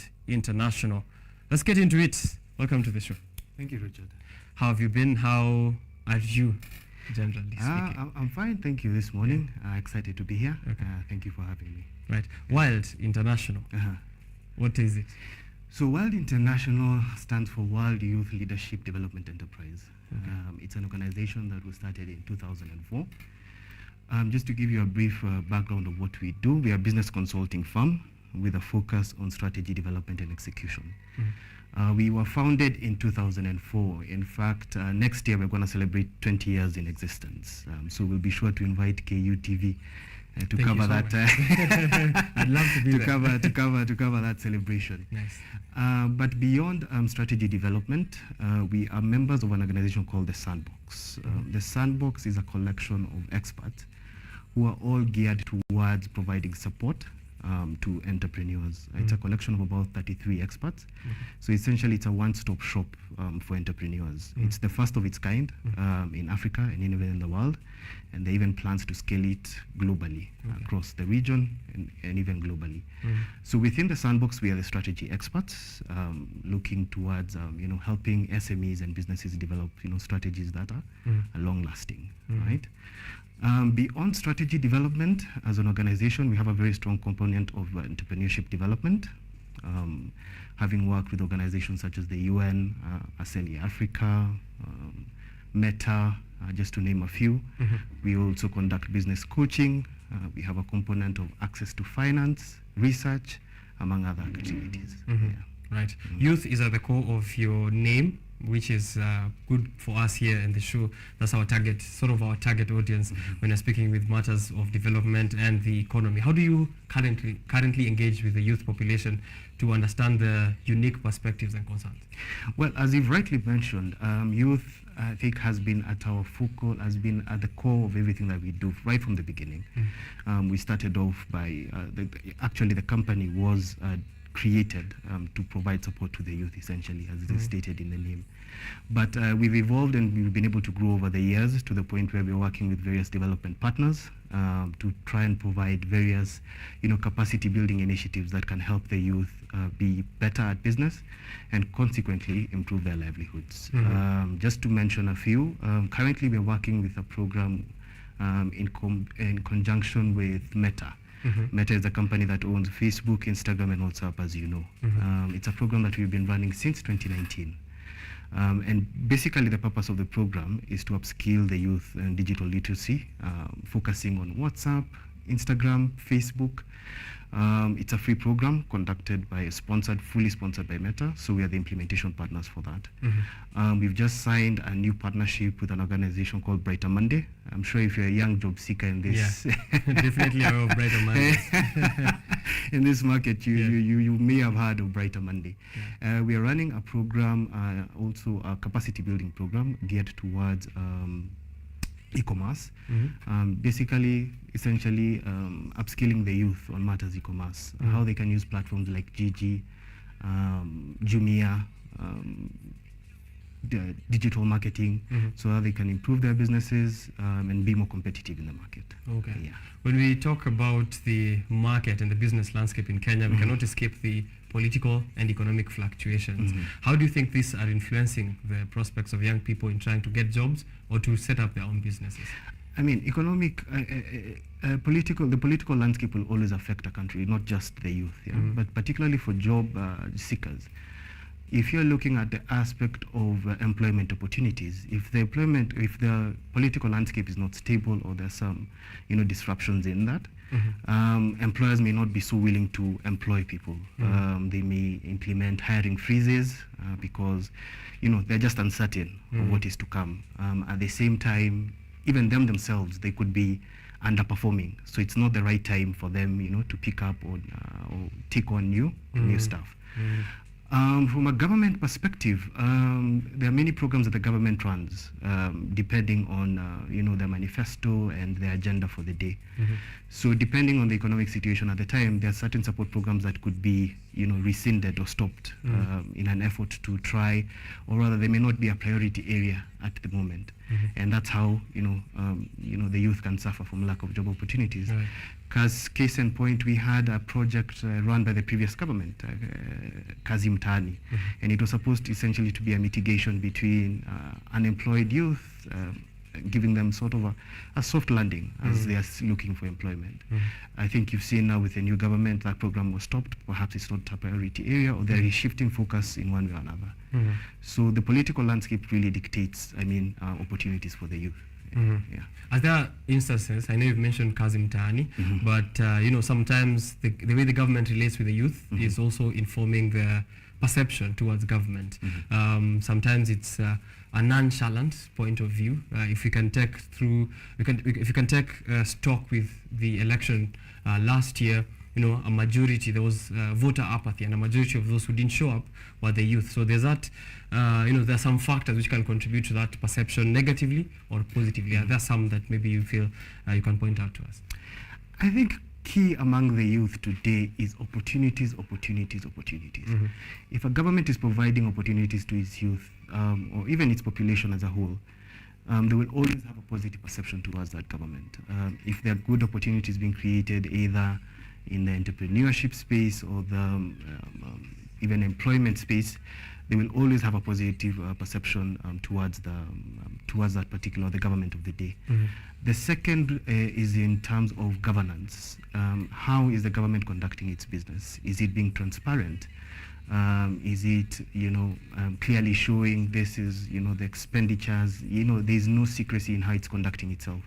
That can be a very good way to involve the youth in terms of having their buy-in in the government of the day. And also good communication. If you're rolling out a program, have you communicated to the youth or the beneficiaries of this program that how they're going to benefit from this program, why you're doing it, what is the future outcome, 5-10 years, so that they can be on board with you on this vision. So I think those are some of the ways or some of the factors that may make or change the perception of the government in the eyes of the youth. Right. When it comes to the negative, of course, perception, we get to a situation where most of these youth want either to leave the country or even if they are in the country, they are working remotely, as we are aware of the various opportunities. And there's a wave of brain drain that is currently happening. If you take a look at the multinational organizations which are setting up in Kenya, or those who are wooing Kenyans out of the Republic to go seek for greener opportunities out there, what can the government then do at that point in trying to change that negative perception, but also to address the issue of brain drain, where now young talents are leaving the Republic, and we have no more talent to even maximize on the resources and opportunities within the Republic? Okay. So I think, as I've mentioned again, it's always about opportunities. The reason why people are leaving the country or may choose to leave the country is because they feel, for one reason or the other, that there are not enough opportunities for them within the country. And as such, they go outside to look for greener pastures and whatnot. So the first thing is to create opportunities within. And perhaps the quickest way to do that is to eradicate corruption, whereby opportunities are handed based on a meritocracy, based on merit. I think people will always feel a little bit, or in terms of their perception of opportunities. If you lose out on opportunity because perhaps, purely based off your skill, I think you're more likely to swallow that pill as compared to you lost the position because, of a particular connection and whatnot. The second thing I think for the government is to try and incentivize people who have already gone. How can those people come back? There are a lot of people you hear outside in the diaspora looking at ways as to how they can reintegrate themselves back into the country. How can the government then create incentives or policies that support people into coming back, or rather provide a conducive environment where people, keep in mind some of these people have been out of the country for 10, 15, 20 years, and they don't have a clear path as to how they're going to come back. Another thing is career development. When you look at, for example, the public sector as an example, I think right before the Kibaki government, for example, we had a lot of brain drain, a lot of people leaving the public service, and the government is very good at its training. It will educate you, train you. It was actually a very good employer in terms of capacity building. And all this talent was ending up, outside the country for people looking for great opportunities. But I think when the Kibaki government came into power, one of the things that we saw happening is there was a revamp of the civil service. Salaries got a little bit better, the benefits got a little bit better, became a little bit more competitive. You had performance contracting, and this really, I think, made people feel motivated, and ultimately you could see the results that that regime was able to provide. And finally, I would say a sense of heritage and patriotism. I can see both of us have a bracelet, a Kenyan bracelet. It's an identity. An identity. Just demonstrating our appreciation and our love for our country. And I think that is also something that is also very understated. We just need to love our country. And kujivunia kwa Mkenya. You mentioned there about the wristband. It's always a moment of excitement when sometimes young people spot either someone from outside the republic or a public figure from a country far away, or maybe just watching a movie casually and you see a Kenyan bracelet. It brings that sense of patriotism. You feel like my country is loved far and wide, and I'm hoping that in the future we can have that all across the 50 million Kenyans, or every single Kenyan will be there, whatever population count will be at the moment, to ensure that we are all loving the republic. And if we go out for opportunities, we're able to look back. As you said, there's some out there in the diaspora who feel like they should be back and contributing to the growth of the economy. While we're still on the international front, there are a lot of economic and geopolitical developments which do affect the opportunities that are available in the republic, and these are maybe very unique to the youth, and they might not even be aware of how these are affecting the opportunities. When you speak about the war in Ukraine, or something happening all across the borders, it feels like something that's far away, but it does impact the situation, the economic situation in the republic. How do you feel this impact the opportunities available, and how can the youth be aware and keep track of these kinds of development? I think geopolitics, although as the youth more often than not, if you're a young entrepreneur, geopolitics is one of the things that I think is in the back of your mind, really, because when you're starting a young business and you're trying to get capital, you're trying to get employees, really you don't think about the global situation that's happening in the country. Right now we are seeing a rise in the dollar, and of course that will translate to a lot of price increments within the country. So from a geopolitical point of view, I always like to look at it as a double-edged sword, in the sense that, for example, if we use the example of, for example, petroleum prices, if you're in the industry that is looking for alternatives or related to petroleum at the moment, you're a young man trying to create an opportunity within that particular space, then you're headed, or you're more likely than not, headed towards a success area, because you're solving a problem of providing an opportunity to a current pain point that people are facing.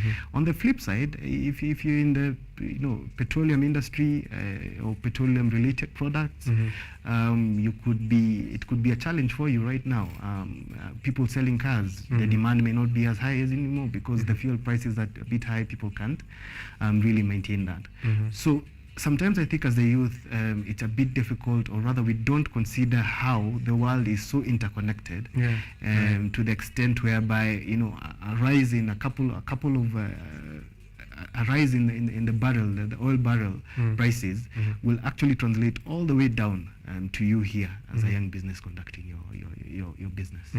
Right, that's true. It's funny because also ironical, for the most interconnected generation of humanity, we are also the ones who are not aware of that kind of interconnectedness, and I think it's important that we keep tabs continuously on how this affects the industries that you're in. And maybe just to contribute to your point there on petroleum, also, you know, taking a look at an electric future. So, you know, taking a look at that pain point, there's petroleum prices going up. So how can we innovate? And this is also an opportunity. As some will say, chaos is a ladder. So this is a chance for you as well to look at where you can solve that kind of problem within the society. There are unique challenges, of course, which face young entrepreneurs, which are different from maybe some who will call mature entrepreneurs. When navigating this intersection of business, economics, and politics, how can you advise them to overcome some of these obstacles? So I think one of the major challenges, again, it affects all entrepreneurs, but most of the young entrepreneurs, is access to finance. When you're starting a business, whether starting or even looking to expand your business, you will find you have a lot of challenges trying to get, you know, money for one reason or the other. And I think with in today's day and age, one thing that I'm very, very happy to see is that there are so many options for the youth to get alternative sources of funding. You don't just have to go to a bank, you know, nowadays just to get funding. The angel investors, crowdfunding. Even the Nairobi Stock Exchange has a program called the Ibuka program that is geared towards onboarding SMEs so that they can eventually end up on the stock exchange. As you're aware, I think the stock exchange has been dry for a couple of years. We haven't had any exciting IPO. So they're looking back, because the listed company of today was once an SME. And how do you nurture that SME all the way up to the point where we're actually listing it? So there are a lot of opportunities in that regard. Another challenge that is unique to the youth is the issue of credibility and experience. That's true. When you start as a young company, you're competing with, you know, quote unquote, the big boys who have been there for 20 years. I don't know whether we would call Wild the big boys as well, as we have been in existence for 20 years. But in a sense, we have built credibility over 20 years. If you're starting a new business today in strategy, for example, you may find it difficult to convince your customers that you have a track record of delivery. That's true. Right? Another challenge that may be there is networks and connections. When you're in business for so long, you tend to create networks, either through your name or just simply interactions with people. You've often heard of the saying that your network is your net worth, you know, and that purely sometimes it's just based off how long you've been in the industry. If you're a young entrepreneur, you've just started off fresh out of campus, you really don't have any networks to rely on. But the good news is there are a lot of mentorship programs. There are a lot of corporate organizations who are very, very willing to show, you know, young entrepreneurs, okay, this is the way. Me, I passed through this particular way. It was a very painful experience. I would advise you not to use this route. Use this route if you want to get to X, Y, Z. And it's a very understated form of business that is usually not overlooked, but mentorship can change your business completely. Whereby, you know, it's sort of a cheat sheet, whereby someone is telling you, hey, hapo iko shida, don't pass there, use this other route. Right. I've been in that situation. I was just reminiscing as you explained there, the perception of a young person walking into an office anywhere in the Republic, maybe just to give my own personal experience, and the statement that came out of the person on the other end of the table was, harufu yako sisikii. Hivyo ndio aliniambia. Bado sijakomaa sikia harufu yangu. I go take some more time and then harufu yangu anaweza kudiscuss any sort of business from that point on. How do you handle such kind of rejection and the ceilings that are there for young people? Is it a matter of patience? Should I take some time and acknowledge that maybe there's a path to that success that might lead me to some very dark corners, some hurtful ones, some very painful comments. Even giving a scenario of how police and the youth interact in business. Some of these business centers, you find there's a clash between them, maybe the county council or maybe the police officers, and it leads to a loss of hope. That business is not meant for the young people. In that kind of situation where hope is also a consideration away from finances and opportunities and network, how does a young person navigate? I think patience is a very good trait to have as a young entrepreneur. I mean, as you're traveling across this world of entrepreneurship, it's a very, very difficult journey, and it's not just for the youth. Really, if you ask an entrepreneur how, sit down with any entrepreneur and start their journey, they tell you their journey of to how they went into their first pitch meeting, how they were laughed out of that meeting. There are countless stories where you can see to the entrepreneurs. Wacha hata hiyo yako. Mimi kuna saa nilienda huku na nikani. But I think the youth, something that's always understated is the youth have an ability to innovate, right? And use technology. That is always one of the greatest advantages that the youth have. Your ability to be on top of the curve or stay ahead of the curve when it comes to matters technology, because that gives you an advantage over the older, let me say, more established businesses who may not even think that they need to use technology. I mean, you'd be surprised in this day and age there are businesses that don't see the need of, having an effective, email address. I mean, if you're a young person today, having an email address is almost synonymous to having a phone number to communicate with your customers. We're not even talking about WhatsApp Business and all these other tools and messengers and everything that the youth are privy to, that perhaps these other businesses are not. So I take credit that youth have always have that advantage in terms of innovation and using technology, leveraging technology. The second bit is when you're looking at experience and credibility. As I mentioned, patience is a very good virtue for an entrepreneur to have. If you don't have credibility or you don't have experience, you can mitigate that by attaining a skill, whereby you can come to a potential customer and let them know, hey, I don't have 5 years of experience, but I'm well versed in this matters, and as such, I am able to solve your problem. And here is the certification, or whatever the course, or whatever you may use to prove that you've taken up that particular course. So those are some of the small low-hanging fruits that I think the youth can use, because really all these things will come with time. But there are some certain advantages that are inherent to the youth, and they can use that to be a little bit more competitive. Right. Okay. There's also now maybe just still on the youth and state, the sense of ownership. There's need to feel like we belong and that we have a part of ownership of the republic. And this gives us a power, right? And with great power comes a great responsibility, as they say. How can the state foster collaboration between the youth-led organizations, civil societies that have youth at the core to ensure that sense of ownership and also responsibility among the youth?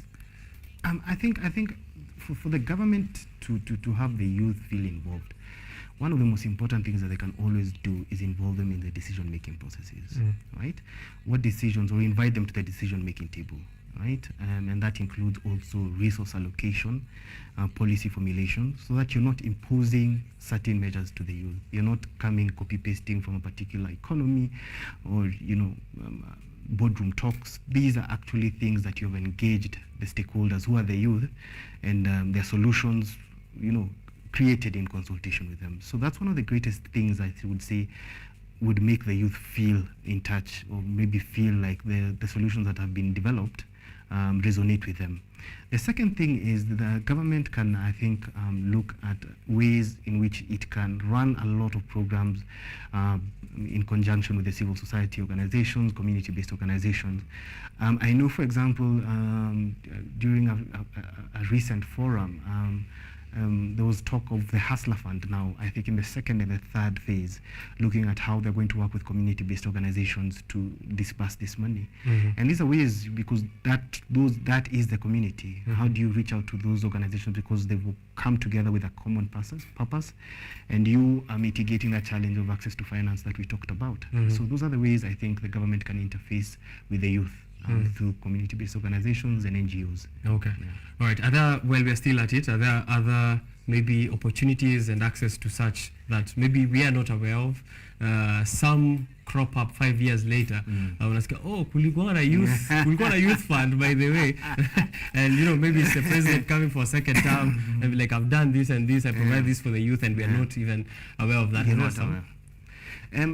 I think for me, I would say it's not an issue of lack of awareness, it's an issue of lack of proper or full utilization. Okay, yeah. There are so many programs. Before the Hustler Fund, we had the Youth Fund, and every regime has always had some form of fund that they're looking towards to support the youth. I was at a forum that was graced by the CS of cooperatives and micro SMEs the other day, and one of the things that was clearly coming out is the uptake of all these products. The Youth Fund has money, but the youth are not coming to take the money. They are not forming into the organizations that are being requested to form into, so they can access these funds. So it's a matter or an issue of us being able to utilize already the programs that are already there. They're already there, the opportunities are already there. So can we fully utilize those that are already in hand? I don't think there are any secret or other programs that the government is running that the youth are not aware about. It's just a matter of them, coming together. But also to add on that, beyond the government, there is also a lot of work being done by development partners.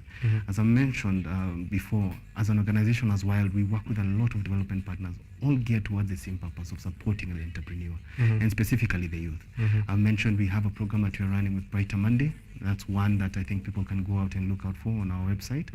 We have another one that we are running with Meta currently, and I've also mentioned that we are running one with Aseli Africa. So there are a lot of opportunities out there beyond government, along with the various development partners, which people can look into and see how they can benefit from them. Right. I was going to ask how you are positioning yourself, but you've rightfully, of course, mentioned that. What channels should then people who, especially young people who are watching, who want to now tap into the various opportunities, partnerships that you have at WILD, how can they do that? If you're looking for opportunities, I would say the best place to start if you're a young entrepreneur is WILD International. As I said, we've been doing this for quite some time, and we understand the youth, more importantly, beyond just running these programs. We have a variety of programs based on digital literacy, all get towards building the capacity of an entrepreneur. So I would encourage young entrepreneurs to visit our website. That's www.wildinternational.com. Have a look at that. We have quite a number of programs on there that I think would be beneficial to you. We also have a very robust social media presence. We are present on Instagram, Facebook, Twitter, LinkedIn, you name it. I think the only place that we are waiting to go is TikTok. Okay. Well, you have someone to dance in the office? I think the dancing bit is what is...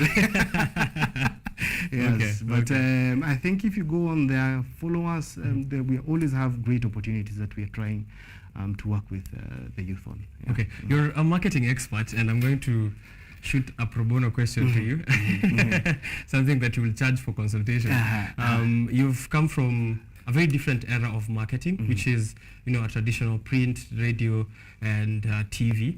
But now we have a new crop of digital marketing, which we are harnessing as businesses, as young people, to set up e-commerce, to promote whatever it is that we want to do, whether you're an artist, a business person, or whatever it is that you want to do, even that dancing. You can just do your own digital marketing. Is there a shift? Is that a huge shift, first of all, between how the principles of operation were before and now, and how should someone who's transitioning, let's say it's someone who's been used to that form of marketing from the past, how do they transition? As you mentioned, the businesses which are not even aware of the tools or are not taking advantage of these tools like Google Analytics and Instagram, these tools to give you feedback on the customer segments. Is there a huge shift, which was my first question, and also how does someone navigate that complexity? As your website says, bringing clarity to complexity. So how does someone navigate that? I think digital marketing as a whole was a revolution to the marketing industry, right? Because what it did, it allowed you to put the right resources at the right place at the right time. You're able to tell specifically, Richard is on this particular platform, and therefore I'm going to spend X, Y amount of money so that I can reach out to them. Keep in mind, marketing is always about, placing yourself in the eyes of your consumers. So you have to figure out where these people are, and then figure out what is the right type of messaging that you're going to use to actually connect with these people. And ultimately, that should lead into a sale or conversion or whatever purpose that you have. So digital marketing provided that, where you can track this on a real-time basis and be able to, with very little resources, figure out where your customers are and, where your resources are better placed, right? But when you look at it on a global scale of marketing, in the global context of the marketing perspective, I still think even the traditional forms of marketing still have their place in the marketing landscape. And really, it just depends on what you're trying to achieve, what are your objectives as an organization. And you cannot really rely on one side. I'll give you an example. You're seeing a lot of organizations that would be typically considered as serious brands doing TikTok videos just to try and resonate a little bit better with audiences they believe, the youth who are residing in that particular platform. But at the same time, they still have their billboards on particular strategic areas, geared towards a particular audience as well. So really, it just matters what are your objectives as an organization. Whenever I'm advising people, I wouldn't say, forget the traditional. One fit No. Look at what you're trying to achieve as an organization and choose the best route towards getting yourself to that goal. Okay. Thank you so much, Robert Njenga, for joining us here on this show. There's a lot that I could ask. I had 40 questions. I had 40 questions for you. Luckily, my laptop just shut down, so I'm going to leave the rest of those questions in the wind. But maybe just a last statement to the youth who are trying to position themselves. I know we have a very difficult economic situation. The cost of living is way through the roof. Prices are soaring at a time when our wallets have a fear of heights, and we are trying to mitigate the repercussions of maybe trying to spend and take care of ourselves and our families. But also, as you do that, in your last remark, for businesses, I'm sure, maybe you can correct me on that, you do strategic consulting for businesses as well? Yes. It's your time to pitch that. All right. So thank you, Richard. So at Wild International, one of the things that we focus on is strategy development and execution. And this is not just for SMEs, this is for corporate bodies, all the way spanning from the small to the biggest of organizations. As I've mentioned, rightfully mentioned, the youth, in terms of the entrepreneurship landscape at the moment, as Richard has mentioned, it's quite a difficult landscape. But one thing that you can always adopt that will help you navigate any situation is having a proper strategy. A strategy will outlast hard times. I don't think there's ever a time when entrepreneurs have said, now everything is okay, everything is right, and it's the right environment to operate. There are always going to be challenges. But one thing that you can do to always have a clear purpose and a clear direction as to how you're going to overcome these challenges is to have a clear plan that directs you and guides you through these waters. So to the youth, even though the times are hard, have a proper strategy, have a proper plan that will, inform your decisions for the next 2 to 5 years. And as Wild International, this is something that we are happy to help you with, be it, an SME, be it an organization that is the ideation stage all the way to the corporate stage. We actually have a program and a workshop designed for young entrepreneurs who are trying to figure out the business landscape by the name of Skillerizer.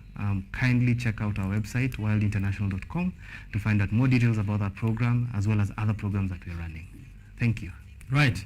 The wheels go round and round, and here we've had Wild. They're empowering you to win. Check out this conversation later on our YouTube channel, KUTV Kenya. That was Robert Njenga from Wild International. Let me take that break.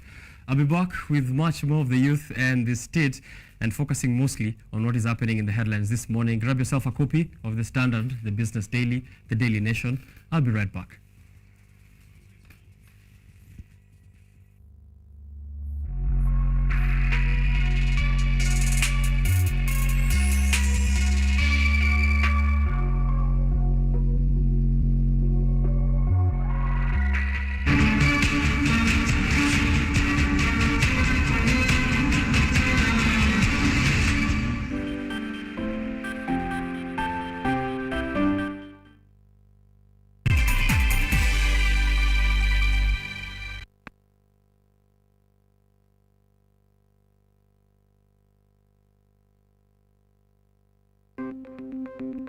Maelfu na maelfu ya wahamiaji wakiwa na watoto kutoka nchi za Amerika ya Kati wanaendelea kuwasili kwenye mpaka kati ya Marekani na Mexico. But folks, I'm going. Thank you very, very much. I appreciate it. Thank you. Ni habari kutoka pembe zote duniani. Pipopa si kukufuku. Pipopa ni idea. Tazidi ananyonya, hanyonyi vizuri, anakuwa hayuko comfortable. Jeshi la Jamhuri ya Kidemokrasia ya Kongo linapambana na waasi wa ADF.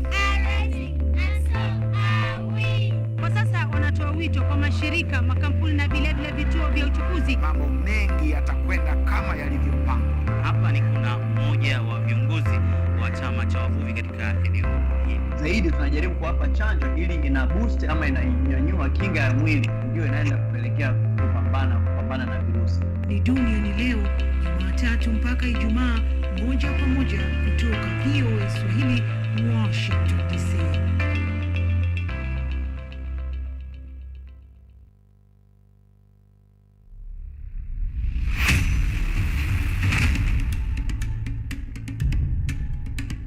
Kipindi hewani ni mitindo ya kipwani. Kama ilivyo kipindi hiki kinahusu nyimbo za tarab, chakacha, midwara, midundiko, bila kusahau mapishi. Ambao ndio uti wa mgongo wa pwani ya Afrika Mashariki. Jamani swaibu zangu mliopo maskani, hatuonani wenzangu, najua mwanitamani. Hapa KUTV, nahodha mwendesha chombo cha baharini, yani ua linalonukia na kuvutia waridi tamu.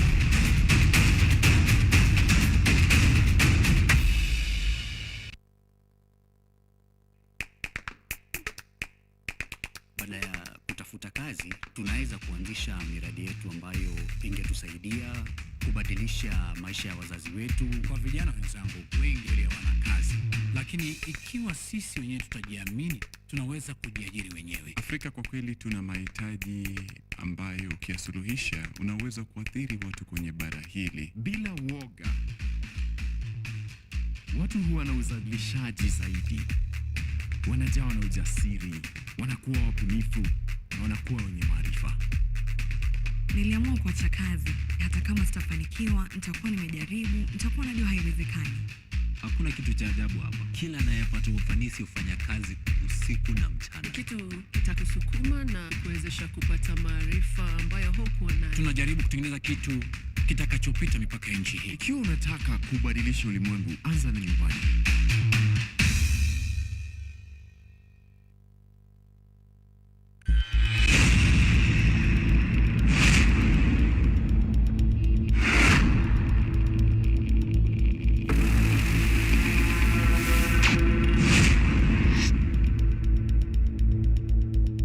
Tunakula usiku, tuachane na break kwanza, tuende lunch. Chapo. Yoyo. Kama ndimo.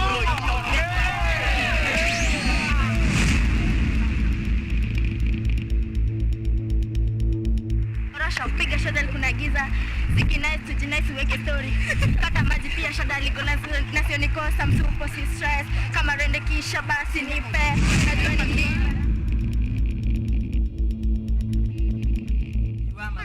Big up, Sade, ukiwa Adriva, big up, Sis, big up, Shows, Mamba, big up, Oya, wase wote, okay, my principal, big up.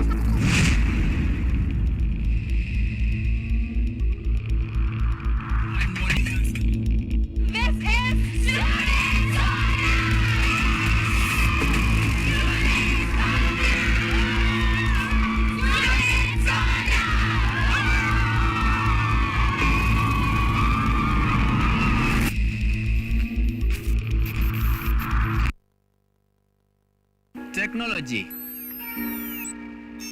science, innovation, ICT and research. These are the ingredients upon which the solutions to the 21st century problems are founded. In a world that is rapidly changing, it's all hands on deck to ensure a balance in all fields of life.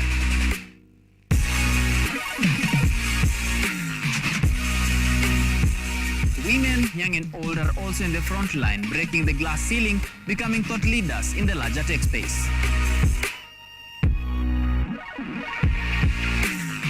Not forgetting other societies marginalized.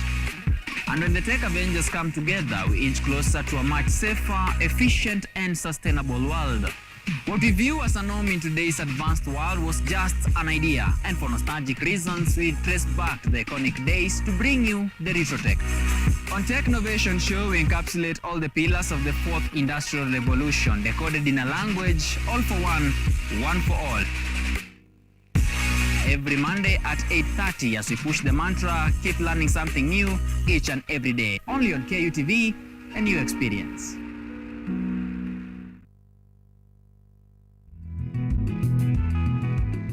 Kutoka kuwa jamii ya kuhamahama na sasa kujumuisha kilimo katika mitindo yao ya maisha. Kwenye toleo la kaunti ya Narok, hii ni Boresha Kilimo, kwani afya bora ni kilimo bora. Kwani kilimo ndicho huboresha maisha.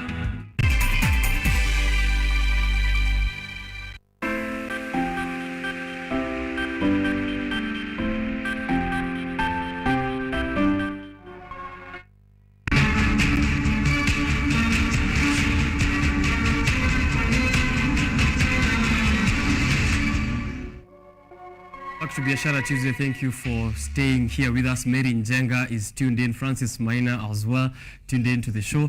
I'll be giving more shout outs as we go and also reading your comments, feedback and any sentiments you have with developments of the day. This is Biashara Tuesday, round table discussion happening here, literally a round table in the midst of me and Dennis here joining me on this conversation once more. What is happening in the papers this morning? They know what is the state of the Republic? It is just, good morning everyone, my name is Kimani Dennis, always humble to be in KUTV. I think the Daily Nation is so much on the previous regimes and the current push and pull for the power. Yes. Yeah. So that is the situation that we are at the moment. The Daily Nation is prioritizing Uhuru's tussle with President William Ruto, and it's an interview, a wide-ranging interview with the former president, who's revealing the power struggle that has been there before, during, and after the swearing in of President William Ruto as the fifth of the Republic. He feels dishonored by this current regime. Despite all this drama, he still considers Ruto as his president. So we have to make that clear. Former President Uhuru Kenyatta considers current President William Ruto as the rightful president, and he says he handed over power regardless of the sentiments that were there on that day. They're saying they know on the day of handing over that there was speculations that there's going to be some very unhappy crowds which will be gathering at Kasarani, that will be hostile at the Kasarani Stadium during the swearing in. But President Uhuru Kenyatta says he believes in the Constitution and the will of the people, so he showed up there to hand over power. But we'll be getting into the details, in a short while. I want to bring to your attention something very peculiar. Do you notice how light these newspapers are? Yeah?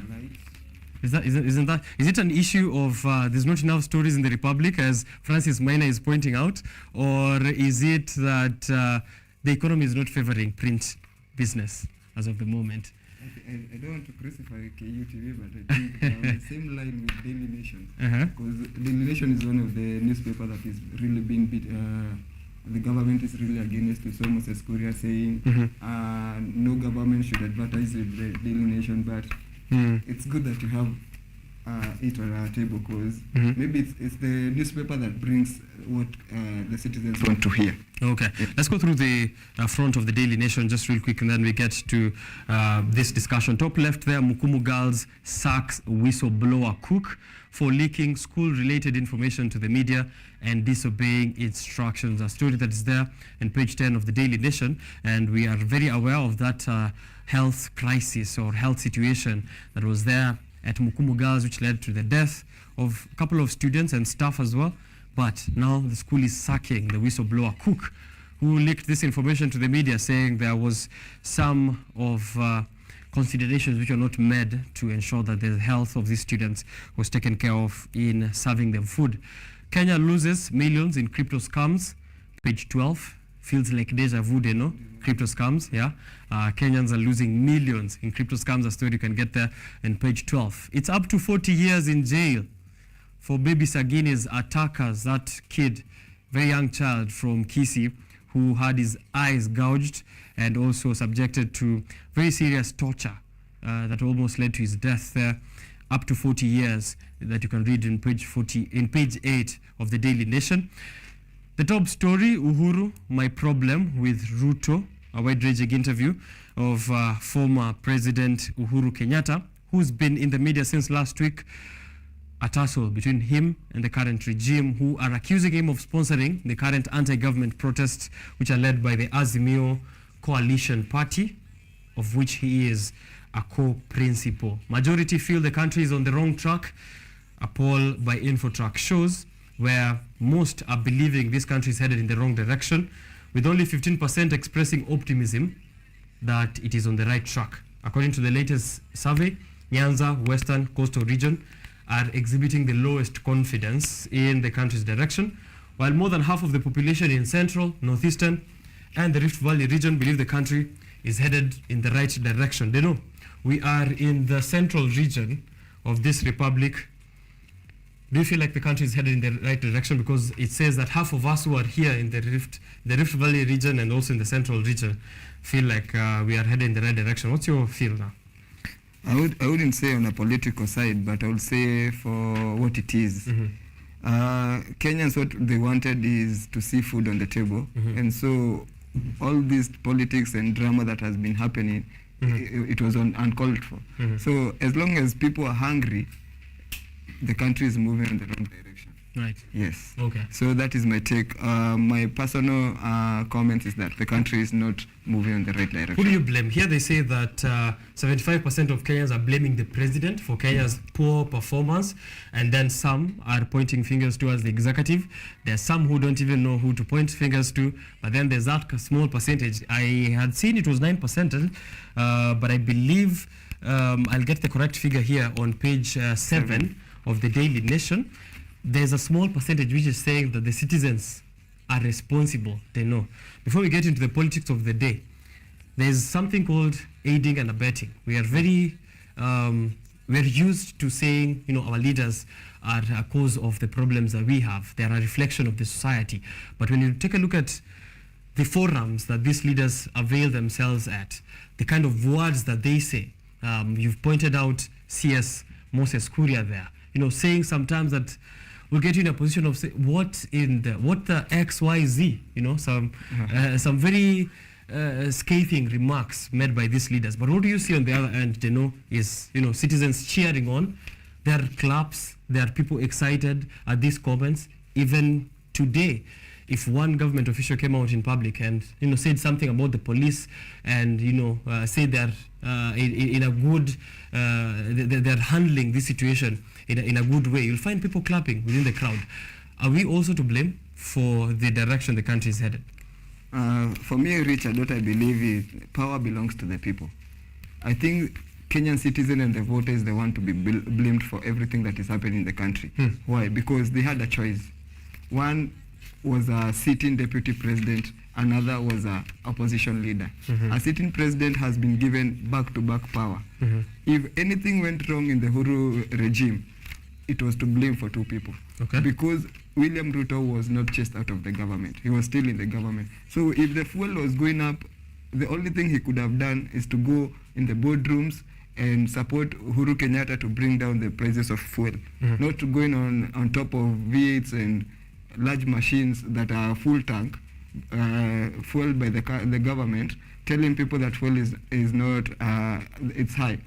So citizens had the choice to choose between the X and the Y. Now we are in the X's for Twitter, X and the Y. So they chose to believe that William Ruto was sidelined, but government is not a monopoly of ideas. Why? Uhuru Kenyatta brought Matiang'i, but directly, even without going deep into the 5 years elections term, we are seeing William Ruto has already assigned Musalia Mudavadi the works of Matiang'i. So already, like now, this is the first time I'm seeing the Deputy President Rigathi Gachagua being sent even to a diplomatic mission. You see, so government is not a monopoly of ideas. And what I can think for Uhuru Kenyatta, I'm not supporting him or saying he was good.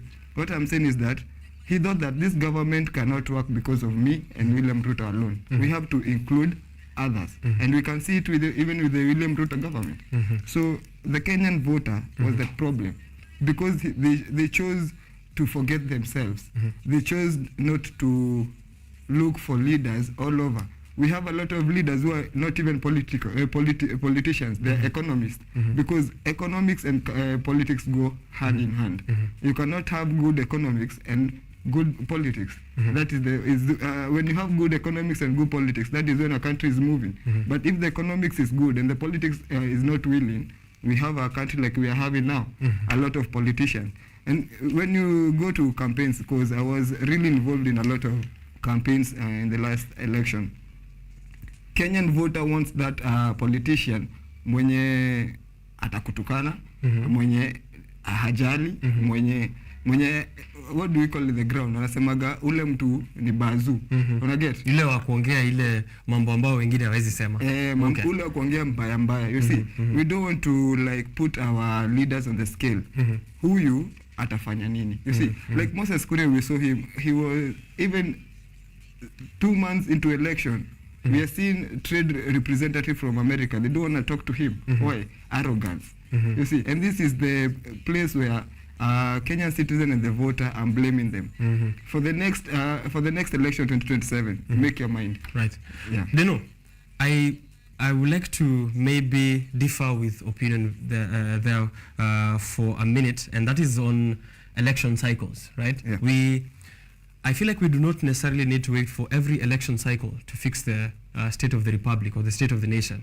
There's a place for active citizenship. If you happen to remember back then during Mwai Kibaki's tenure, hate speech was not something that was easily tolerated. Those who are older than me will remember Kamata Fridays, you know, where we were waiting upon who said what and they should be arrested. You know, hate speech had no position in the country. How did we get ourselves in this situation where we're getting very scathing utterances on Twitter, on social media, in person, in rallies, and we are rejoicing? Is this a reflection of us as a people? Or how do we then promote active citizenship where we're putting these leaders into account? Saying that 75% of Kenyans feel or 72% of Kenyans feel the country is heading in the wrong direction does not help us with anything. We'll just say that and move. Is it an issue of we haven't been pushed enough so that we can hold these leaders into account? What I can think is that it is the system.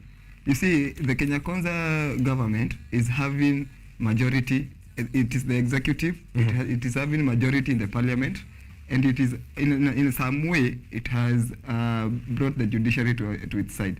So what I'm saying is that independency of these bodies is what will make Kenya move forward. Because if I am an executive, I make a hate speech, I expect the judiciary to be coming for me through the hate speech commission. So where is that losing? Because like the other time we are seeing media people are being abused. Right. Don't we have people like who can go and whistleblow or lead this so that every person who bring out hate speech is condemned for what they say. Right. But we can see even the president is coming out even saying, if you abuse me, I have the right to abuse you. You see, that was not the right way to move, because you're a president.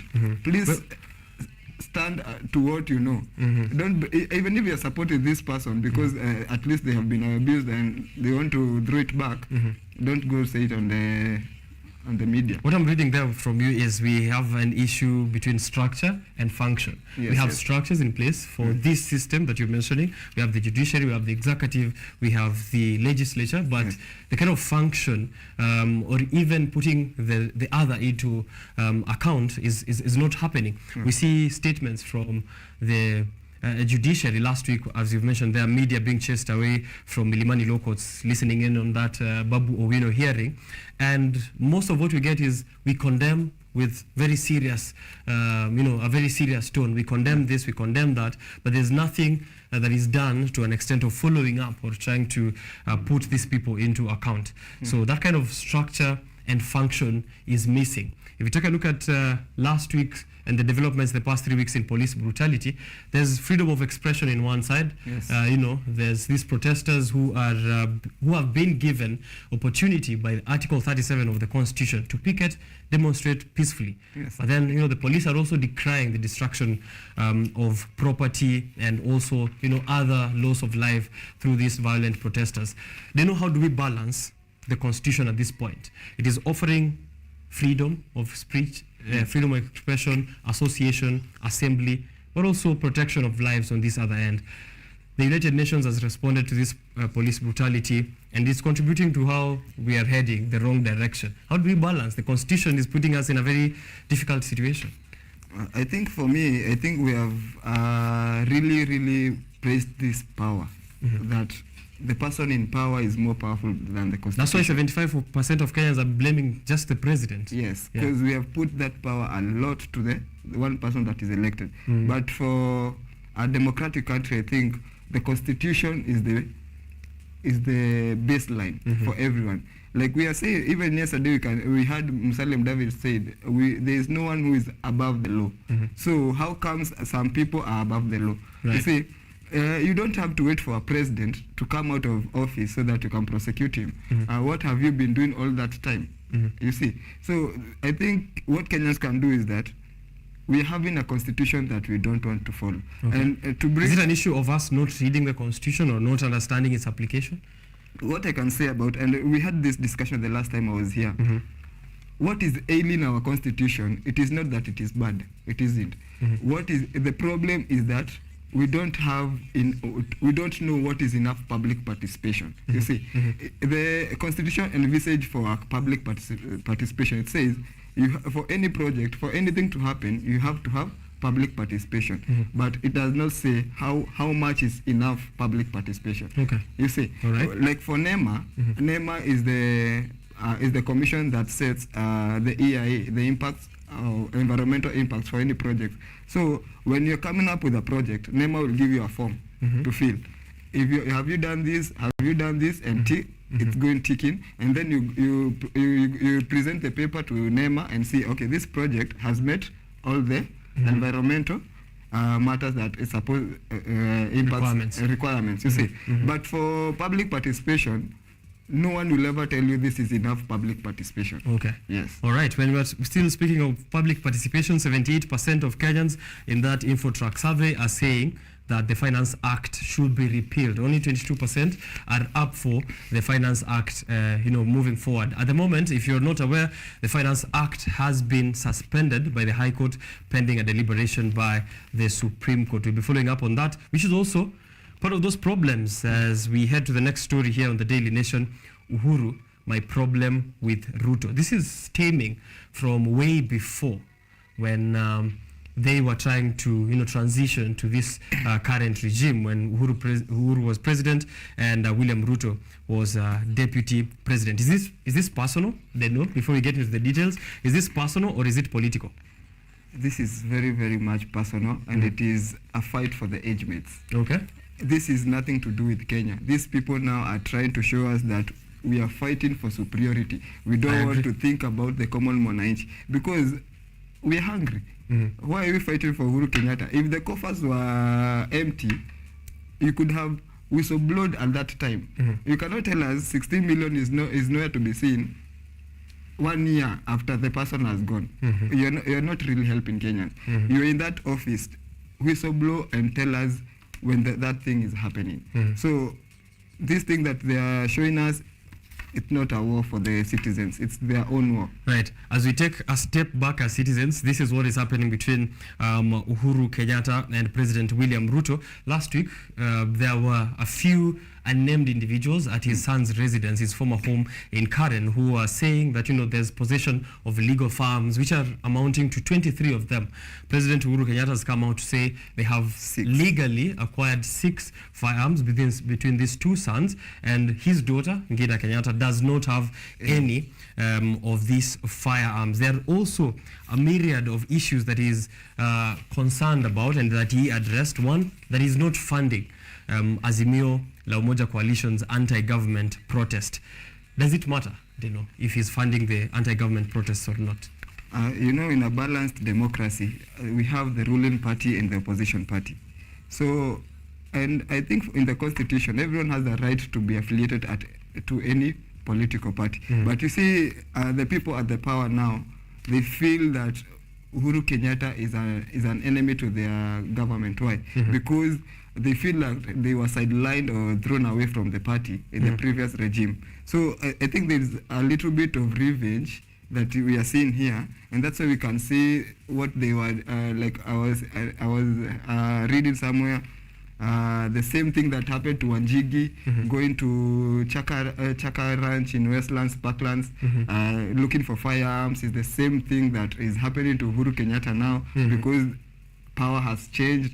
There's things like those, but what I can say is that a lot of truth will come out, and Kenya should be very much concerned about these things that are happening now, because the truth is coming out now. Because when Uhuru is speaking, we are getting some point of the truth.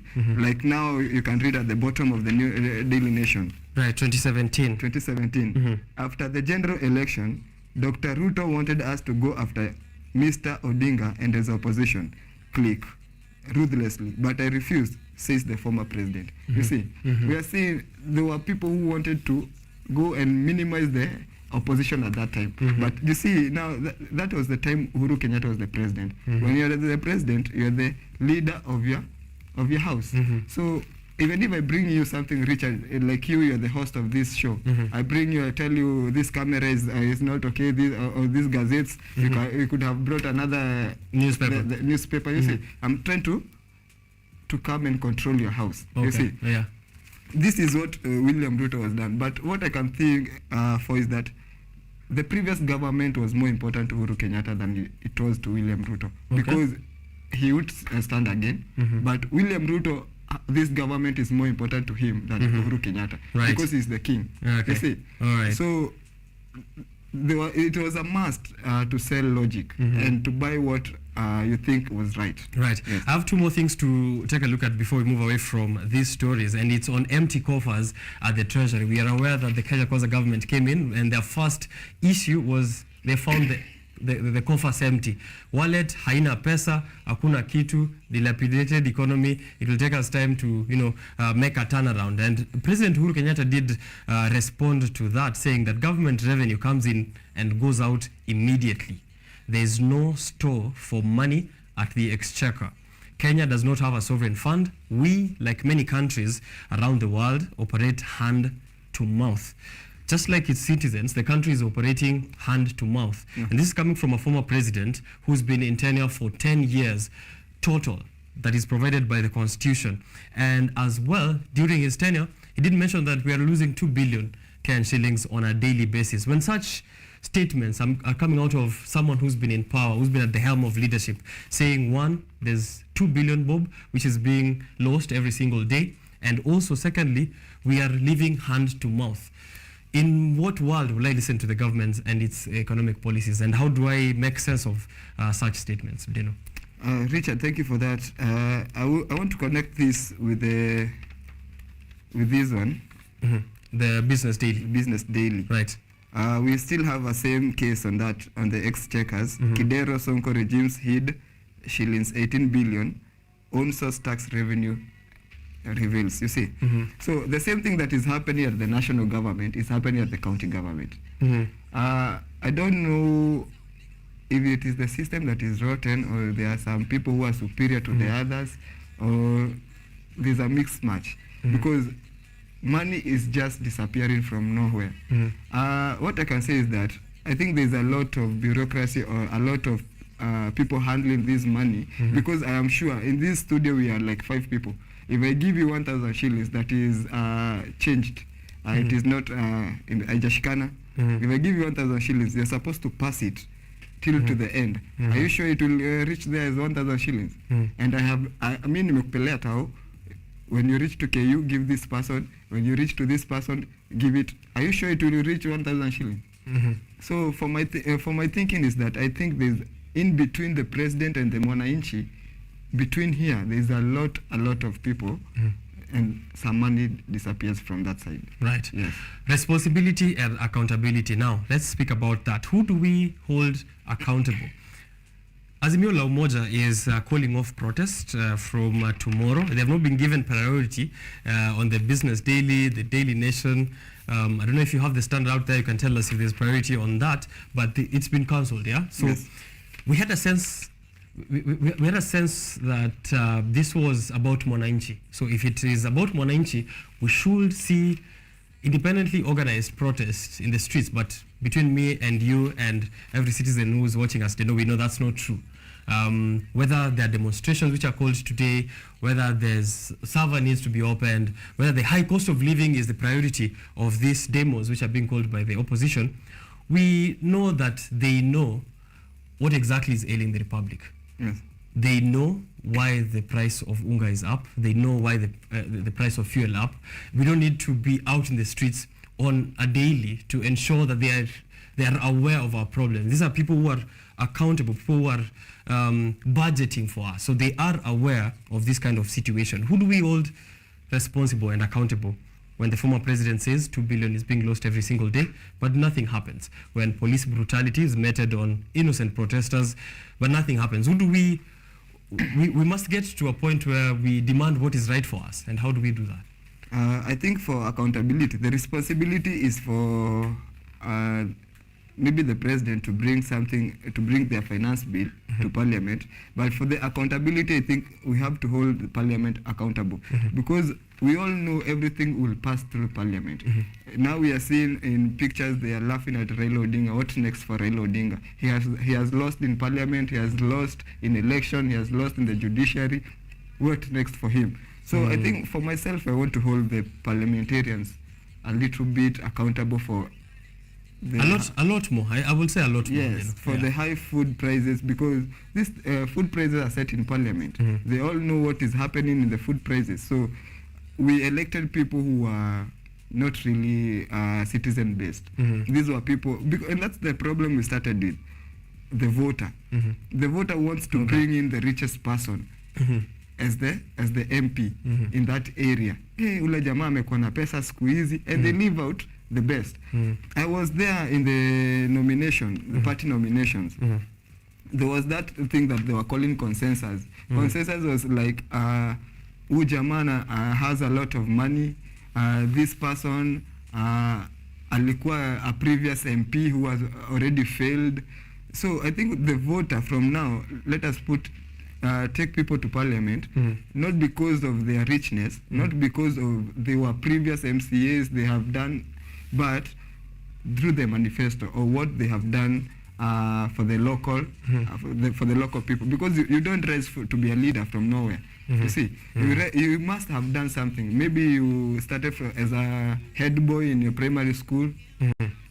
You raised kwa nyumba kumi, you are somewhere there around nyumba kumi, you are a captain of a team, and you escalate to the biggest. But Kenyans, we want to say, hey, this guy has a lot of money, he can be an MP. And that is the problem, because there's one time I had William Kabogo say, during the campaign, he gave people a lot of money. But when he came to work, what did he tell? Did he tell the people? Unanitisha barabara na nilikupe barabara. So what do you expect these people to get this money to give you during campaigns, and then when they are seated, you still want a road? Richard. Right. Is it It is not practical. It is not logical. It is not practical. Yes. So we need to hold ourselves into account. And I'll get back to one more question that I have on the role of active citizenship just a bit later. But that is what you can read. This interview, wide-ranging interview with editors, has been published here in the Daily Nation between former President Uhuru Kenyatta and the media. Full story, page 2, 3, 4, and 5. Let's turn our heads a bit into a different story, which is there in page 10, as we then reflect back to the state of the nation and close up this newspaper discussion. It's happening from a nation's investigative story over at Mukumu Girls. Mukumu Girls High School. This is a cook who spoke to the media about the poor state of the school's kitchen, which led to that kind of health crisis that we witnessed with the death of 3 students and 1 teacher at the school in April. So this man, who is Mr. Douglas Muchela, said that he had warned the headmaster on the several occasions about the poor state of the kitchen, the illness which also led to the hospitalization of more than 100 students, which was linked to water and food consumed by the students. He lost his job, by the way. Douglas Muchela is received here. He says he's been fired for leaking this information to the media. He has already received 2 letters from the principal of that school, who is now informing him of the reasons for his dismissal. This is happening on a school level. And I feel like it relates somehow to what is happening on a national level. You put someone into account, someone loses a job, or someone goes disappearing, or someone gets arrested, or protesters go missing, or some kind of activity happens in the deepest hours of the night. What do you make of this situation in our high schools? I think there's a whistleblower commission that seeks to safeguard and protect the whistleblowers.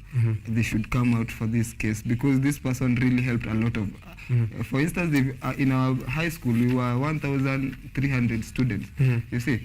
And if 1,300 students will be affected because of one person, it's not good. So this guy is a hero. He's a hero for some time, and he should be given protection because of what he. But you don't seem to appreciate them. And even if you look back to Masai Mara University, I don't know if you remember that there was a whistleblower situation there, an investigative piece done by the Citizen, and they eventually fired this guy. I think that's why I'm saying our system is spoiled, rotten in a way, because the judiciary this whistleblower commission is in the judiciary, so they should really protect. Are they just taking our monies because there's a budget for the committee? Right. So I think they should do work for Kenya. Against that that issue of structure and function. Yes. Yeah. So we do have structures at the moment. I think the function is where we are lacking. Let's wrap up, Deno. Maybe if you have one story there, but I have one more just to highlight quickly on the Business Daily before you can give me yours. 375 billion revenue shortfall deepens Kenya's cash crisis. The state nets 3.2 trillion in total revenues in the year that ended June 30, 2023.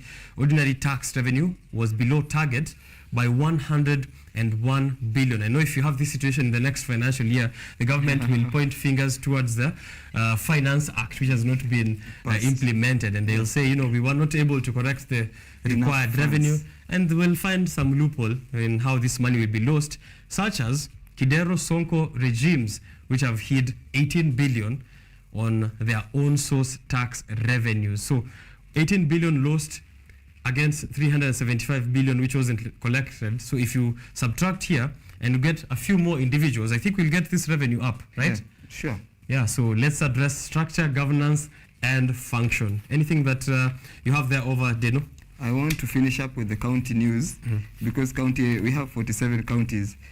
And to connect with that, the Nairobi county, yesterday Governor Sakaja appeared with the county executive, yes? And we are hearing that NMS, in their exchequers, NMS had already, it is disbanded, but they have a loan of 16.1 billion. And Sakaja is not willing to pay it and has pushed it to the office of the president. You see, I think a lot of things in the Nairobi county,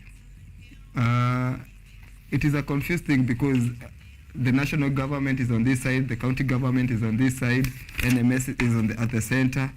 And the same thing I want to say is that the county government should be, there's an act for the county government. Why are we confusing ourselves and still going to the executive government for some help? To finish up with that, I wanted to, in the recent past, we have seen a lot of Al-Shabaab fightings. In page 18 of the county news, we are saying involve local communities in war against Al-Shabaab leaders, says Wajir governor.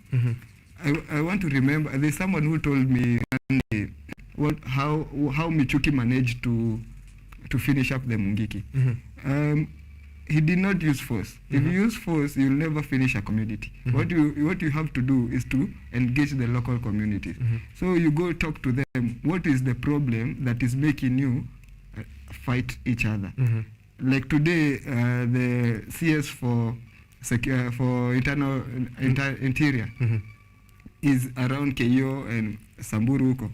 So if he goes there with a big machines trying to fight them, he will never win the war.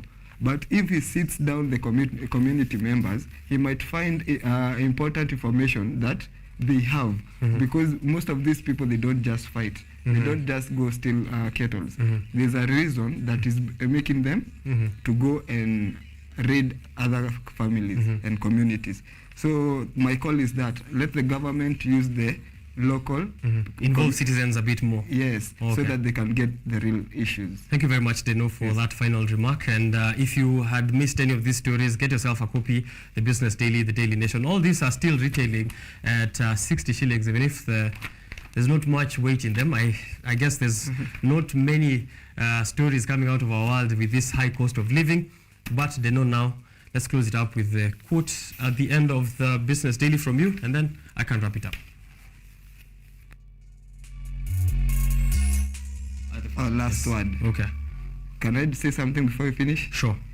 I just want to remind everyone that we're in a climate crisis. We are 5 years to global temperature of 1.5. It is no longer a government, a world, or anyone's intervention. It is my intervention. Do the small thing that you can do. Okay. Just say that last statement. Do the best thing that you can do in this camera. Please do the smallest thing you can do. Wangari Maathai said, my little thing. Do the little thing you can do. It's not about the government, it's about what you can do. All right, let's get that last word there.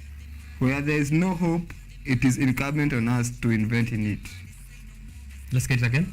Where there is no hope, it is incumbent on us to invent in it. Right. Thank you very much, Deno, for joining me here on the show this morning. It's always my pleasure. All right. Yeah. Where there's no hope, it is incumbent of us to invent it. Difficult times create strong people. We need to get to a point where we must demand for what is right for us.